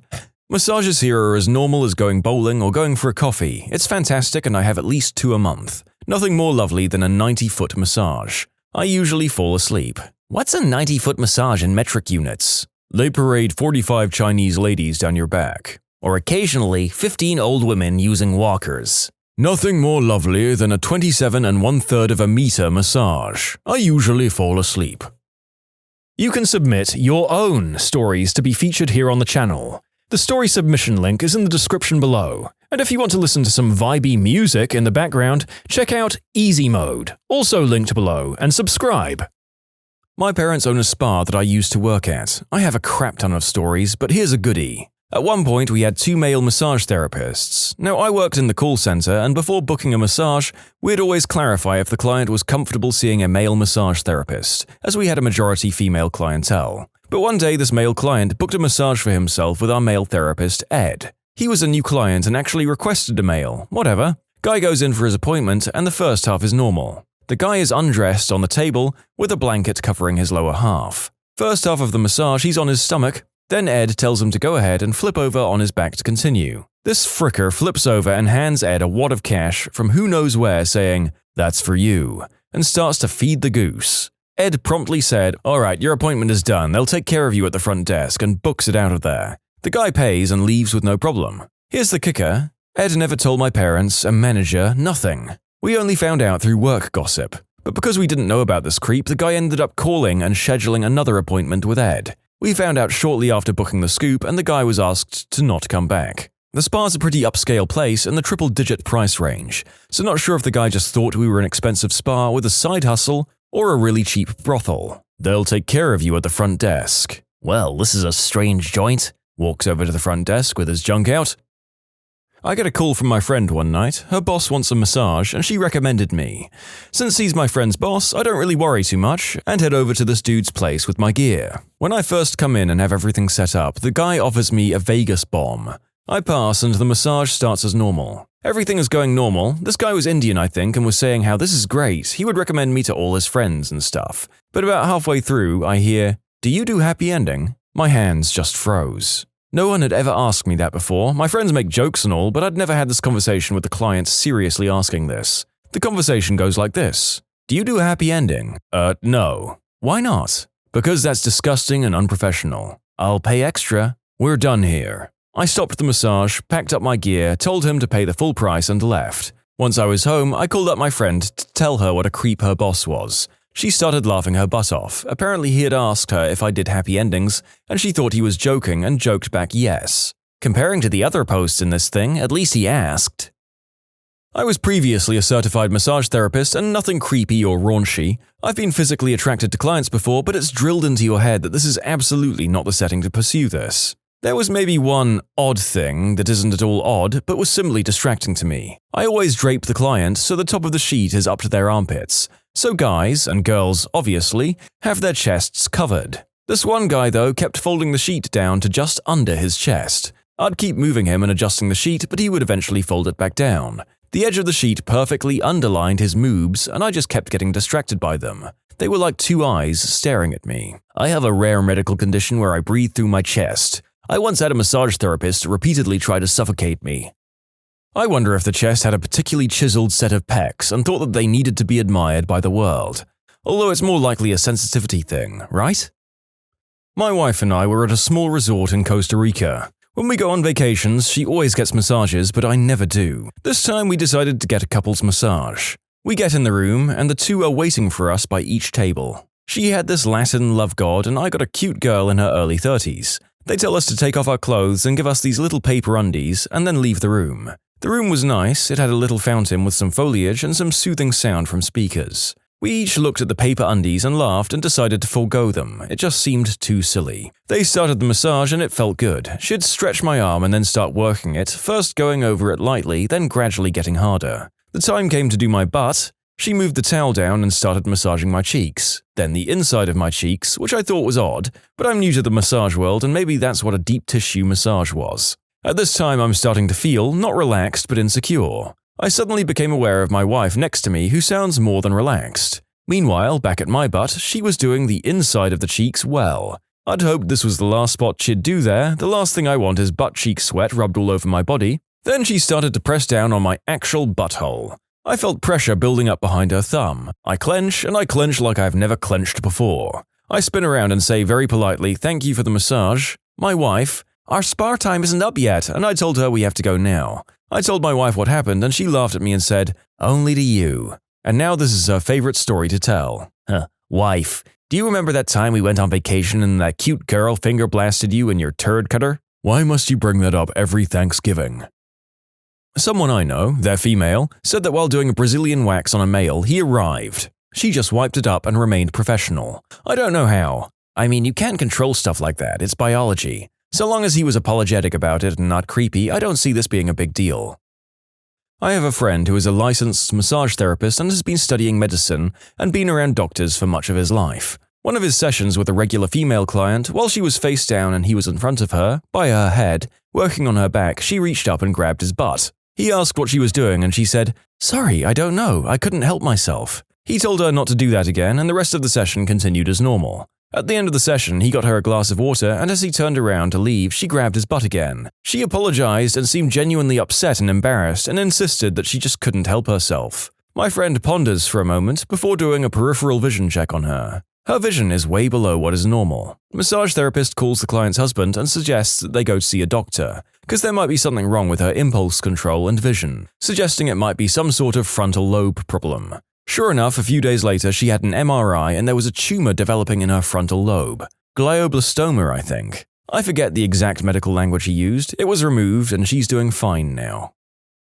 Believe me or not, I had a massage with a girl once and she was new. Before I flipped over from my stomach, she whispers, "Anything else I can do or focus on before you turn over?" Based on the place being one of the most popular places nationwide, I figured she meant it in a strictly professional manner. I said no, I turned over and she massaged my legs, no problems. But when she does my arms, she rests my hands on her chest slightly, and I had to think about my grandma so hard to keep from getting in trouble. We finished the massage and I left. I rescheduled and got her again a few weeks later, and she had changed up her style to rest my arm on her rolling chair for that. So someone must have mentioned something. When I was in school, I'd place an ad for in-home services as a means for getting me more practice and also to make some extra cash on the side. I did this while working 40 hours a week and going to school 10 hours a day on my days off. It was a pretty exhausting few months. Because I went to people's homes, I had some pretty specific steps about how I screened clients, being very clear about what services I was giving. It's a relaxation massage booked by the hour. I bring my table and you're fully draped up during this. Most people that were looking for something more were pretty upfront and rarely pushy, but I ended up with some good clients that were just busy or traveled into town regularly and didn't have time to visit a spa. One Friday, I was home in the evening and laying down for a nap when my phone rang with someone looking to book an appointment. I gave them the spiel about what I offered and prices, and he asked if he could get a massage without the blanket. Some people ask this, so I always liked to bring up how cold someone tends to get during a massage. The draping is for privacy. If you get overheated, I can just drape your waist, etc. When they hear this, most people got the point or were understanding. He was mildly fussy about the sheet, so I offered draping his waist with a towel. He responded saying this was fine, but I could. The phone started breaking up. I checked to see if he was still there. He was. We just hit a bad reception patch, no big deal. I confirmed the time and place and set the appointment for around 8 p.m. When I arrived at the client's townhouse, I woke up and I heard loud music playing. All I'm thinking of is that I hope he can hear me as I knock on the door, which opened to blast my ears with smooth R&B and revealed an old white man wearing a sleeveless coral shirt with ruffles. It looked like something an older woman would pick up from Walmart to dress casually in. I think nothing of it. Who am I to judge what weird clothes this guy wants to wear? And walk in, also noticing he's not wearing pants. Okay, whatever, he's Donald ducking around his apartment getting ready for a massage. But he's clearly wearing some kind of undies, so I don't acknowledge it. As I set up my table, focusing on my work rather than his odd attire, I make polite conversation. As I'm ready to go, I say that I need to change the music so I can focus and he can relax, and that I'll wash my hands. While I do that, he can climb onto the table and get under the towel on his back. This is when I turn to change the CD in his player, and I can see out of the corner of my eyes, as he took off the top, that he's wearing underneath the frilliest pair of lacy panties. This is not the most normal of situations, but I think I have two options. 1. This guy is a weirdo pervert and wants to get a reaction out of me for wearing something shocking. 2. This guy is into wearing ladies' clothing and this is how he gets to be in private. No matter what the actual answer, my best course of action is to not acknowledge his attire and go about the session. I worked through, did my routine as normal while he was on his back and focused on my work. For the most part, it was pretty standard massage, though I did have to fight the compulsion to flip the tag of his panties back inside his underwear, lest I call attention to them. But when I did this, he kept splaying his legs out, which, when I wasn't thinking, gave me a glance at his berries hanging out from that lace. His legs were pushed back together and I kept my eyes on the floor after that. At the end of the session, I cleaned up quickly, thanked him, collected my money, and left. At the end of it, he paid me 3 times my rate, which was nice. It was still an awkward session, though. In conclusion, I made money giving a normal massage to a guy wearing women's lingerie. I still don't know if it was a kink or his lifestyle. What's your most embarrassing doctor's office story?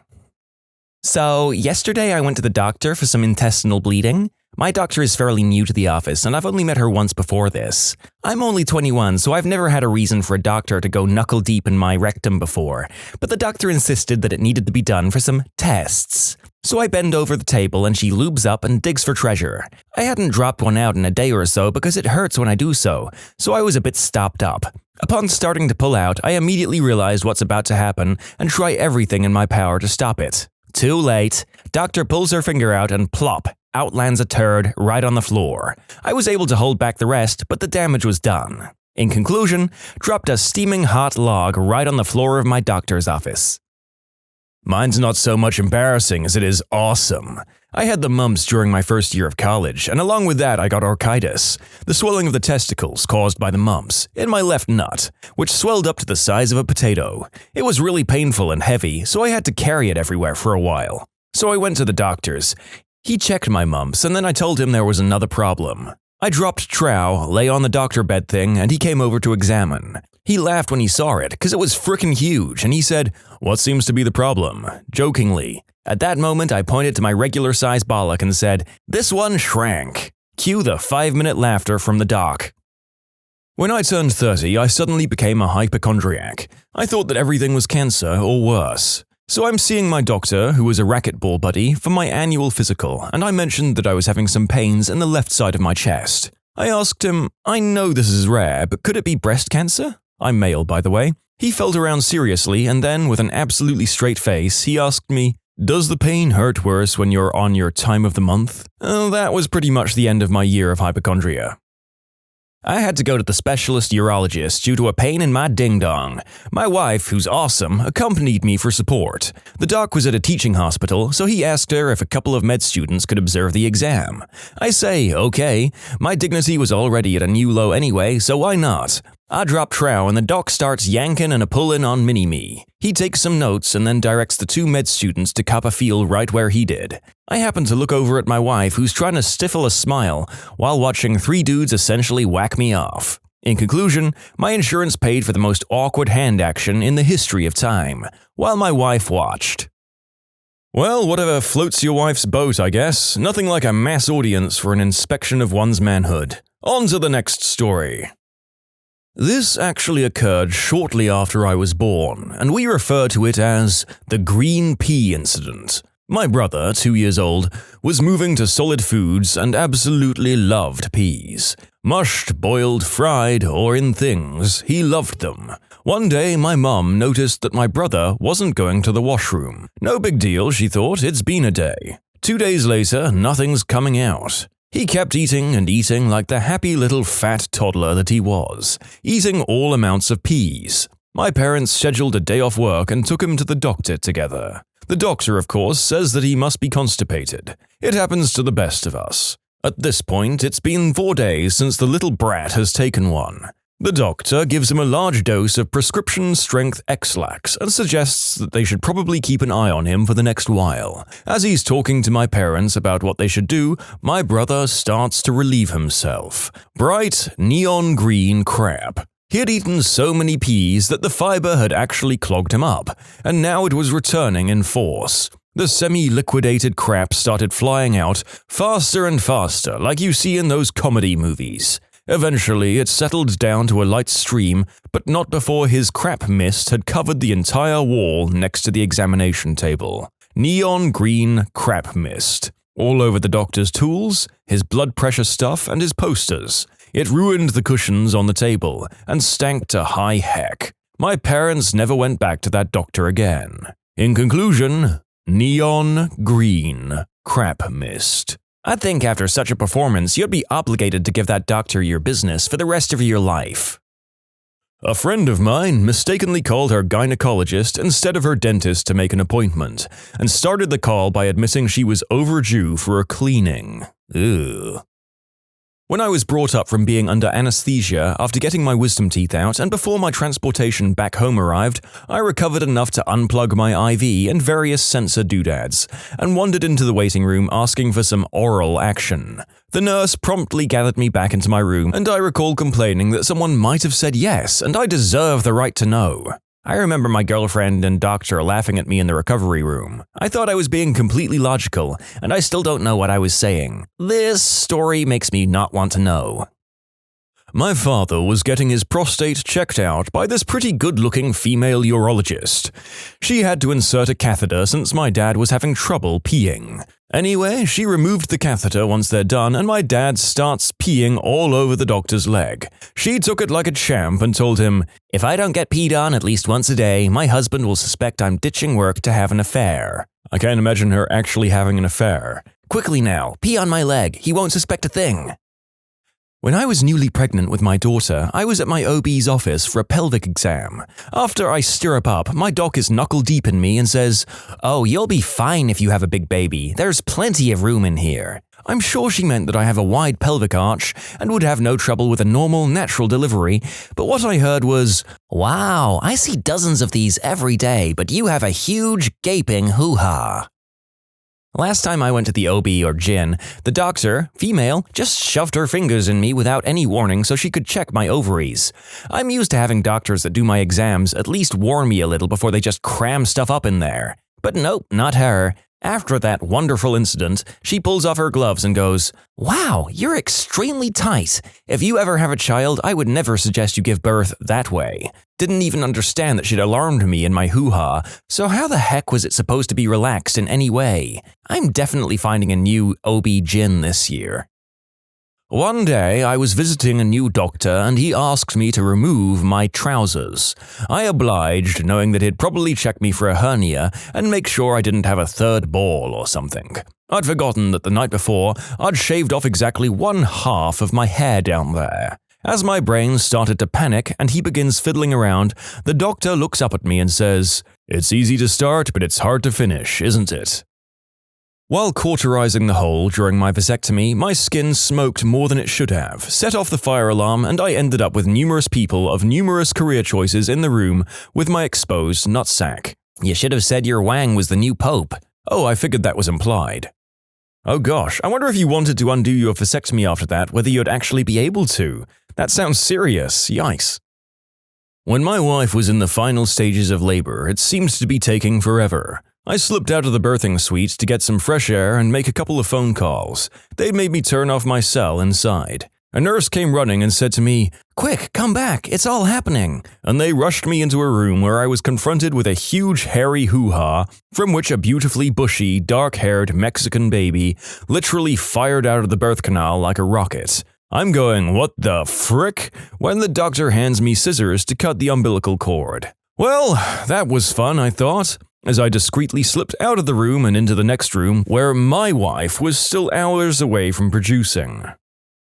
Doctors and balls, man. Back in college, I was showering one evening and noticed a lump on one of my testes, which wasn't there before. I immediately assumed the worst, as you probably should with a lump suddenly appearing on your body, and made an appearance with the school clinic the next day. I'd already said my goodbyes to the little guy, and I was ready to have him removed. "Sorry, dude, if you're a life-threatening illness, you're destroying this body and you have to go. Good luck, long live and prosper, etc." Now I'm older, and I wouldn't really give a frick if I went full mast during an exam. I'd be all like, "Hey, yeah, still got it, hey? Hey?" Being an unrepentant pervert in situations like that is one of the great parts of getting older, but that's not part of this story. Anyway, I didn't really want to get hard or generally go showing my wang to strangers, but I also didn't want to die. First doctor to examine me looked exactly like the doctor on Battlestar Galactica, old, grizzled, and handles way too many nuts to care about mine. "Why don't they turn up the gosh darn temperature?" he tells me as he grapples with a man purse as hard and shriveled as a walnut. I swear to God, he had me in one hand and was bracing himself against the exam table with his knee as he pulled. "I'm going to breathe on it if it doesn't loosen up soon," he told me. Mercifully, it released its iron grip on my balls just long enough to avoid the hot breath of an old man on my junk. Yep, that's a lump.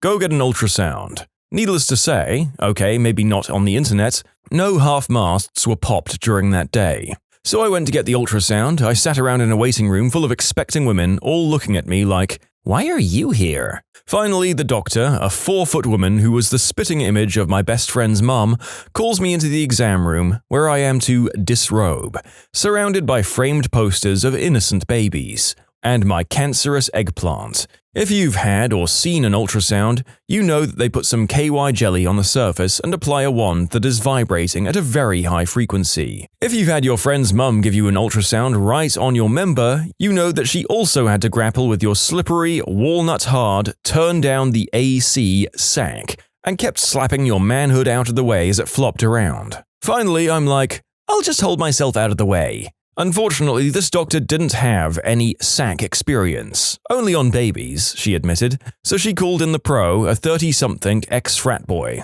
"Hey, nice member, man," he said, entering the sacred space where parents catch a first glimpse of their soon-to-be progeny. "Now, let's have a look at that sack. Okay, in a situation like this, you want to get your hands warmed up and cup them.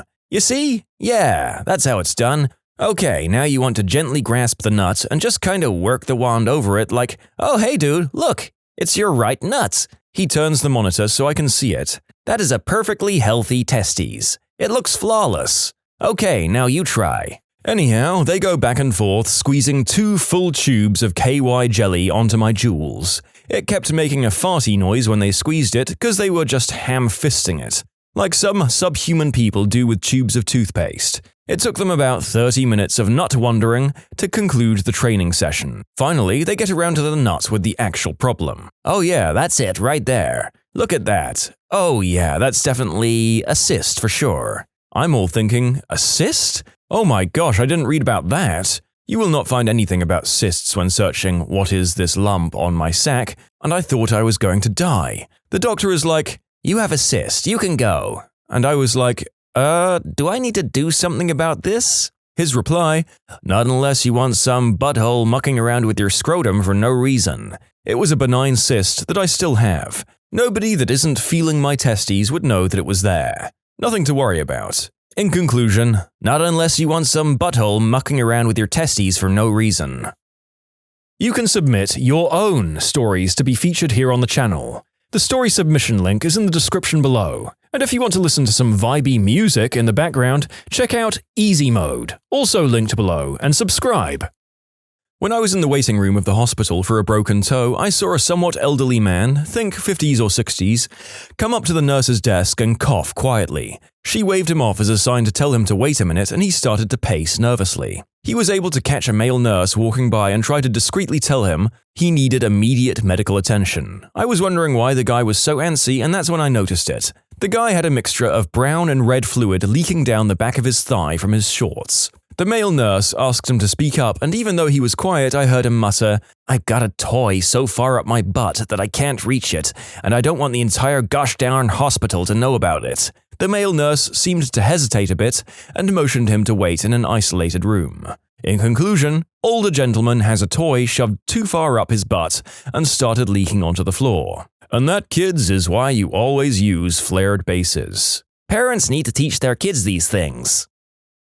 I had a pay-the-bills type job as an administrator at a private hospital. We had an urgent referral come in for a testicular ultrasound, and the guy whose testes needed to be checked was quite a famous actor and was performing in a play in town, so the schedule for booking him in was really tough going. So I was skipping through the next 2 to 3 days of appointment calendars and looking for a free 10-minute slot or a before-lunch slot that was filled but likely to run short, so there'd be time to speed him in and out. He was on the phone while I was trying to book him in, and I got so self-conscious at the long silence, after explaining the normal waiting times and what I was doing, that I said, all cheery-like, "Don't worry, we'll squeeze your balls in here somewhere." I made sure not to be near the reception desk when he came in.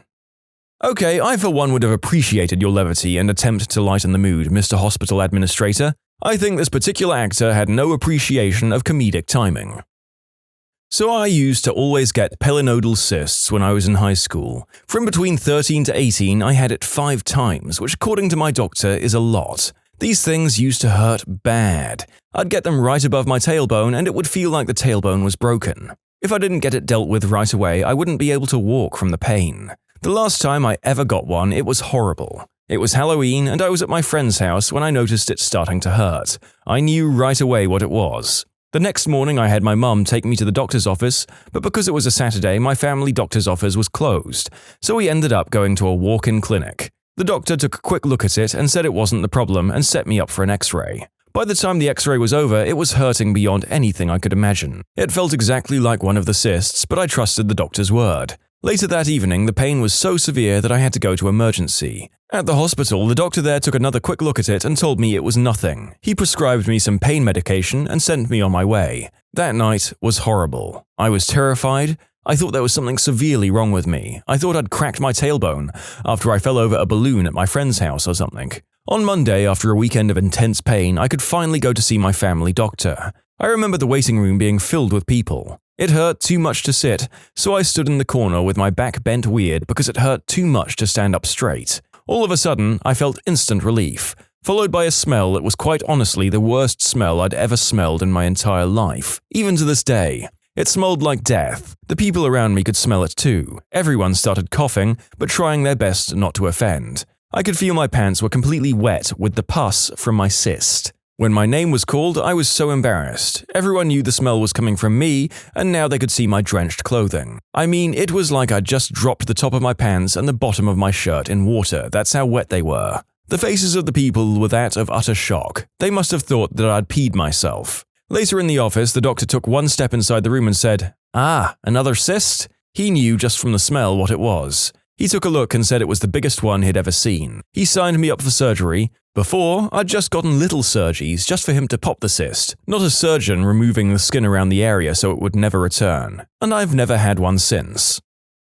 On New Year's Eve 2001, I woke up with an unbearable pain in the left side of my abdomen. I couldn't move for over an hour. I was at home from my sophomore year of college, but none of my family was home. After about 3 hours of crying and doubled over in pain, I crawled across the house and called my mum at work. She took me to the ER where they did some various pressure tests and listening and decided it wasn't my appendix, so they did some x-rays. The only other person in the ER was an old lady that had a cut on her head, and she was trying to comfort me while my face was red and I was holding back tears. The doctor came in and looked at the lady and looked at me and whispered, "I don't know how to tell you this, but your colon is full of crap," the actual term he used. I screamed, "That's it? Get it out of me!" And he told me he could give me an enema, a suppository, or a salty drink. I took the drink and crapped for 8 hours straight. I was good enough to go to a party that night, but I still had the runs and didn't get drunk. I felt so much better. In conclusion, thought my appendix was rupturing, and the ER told me I was full of crap.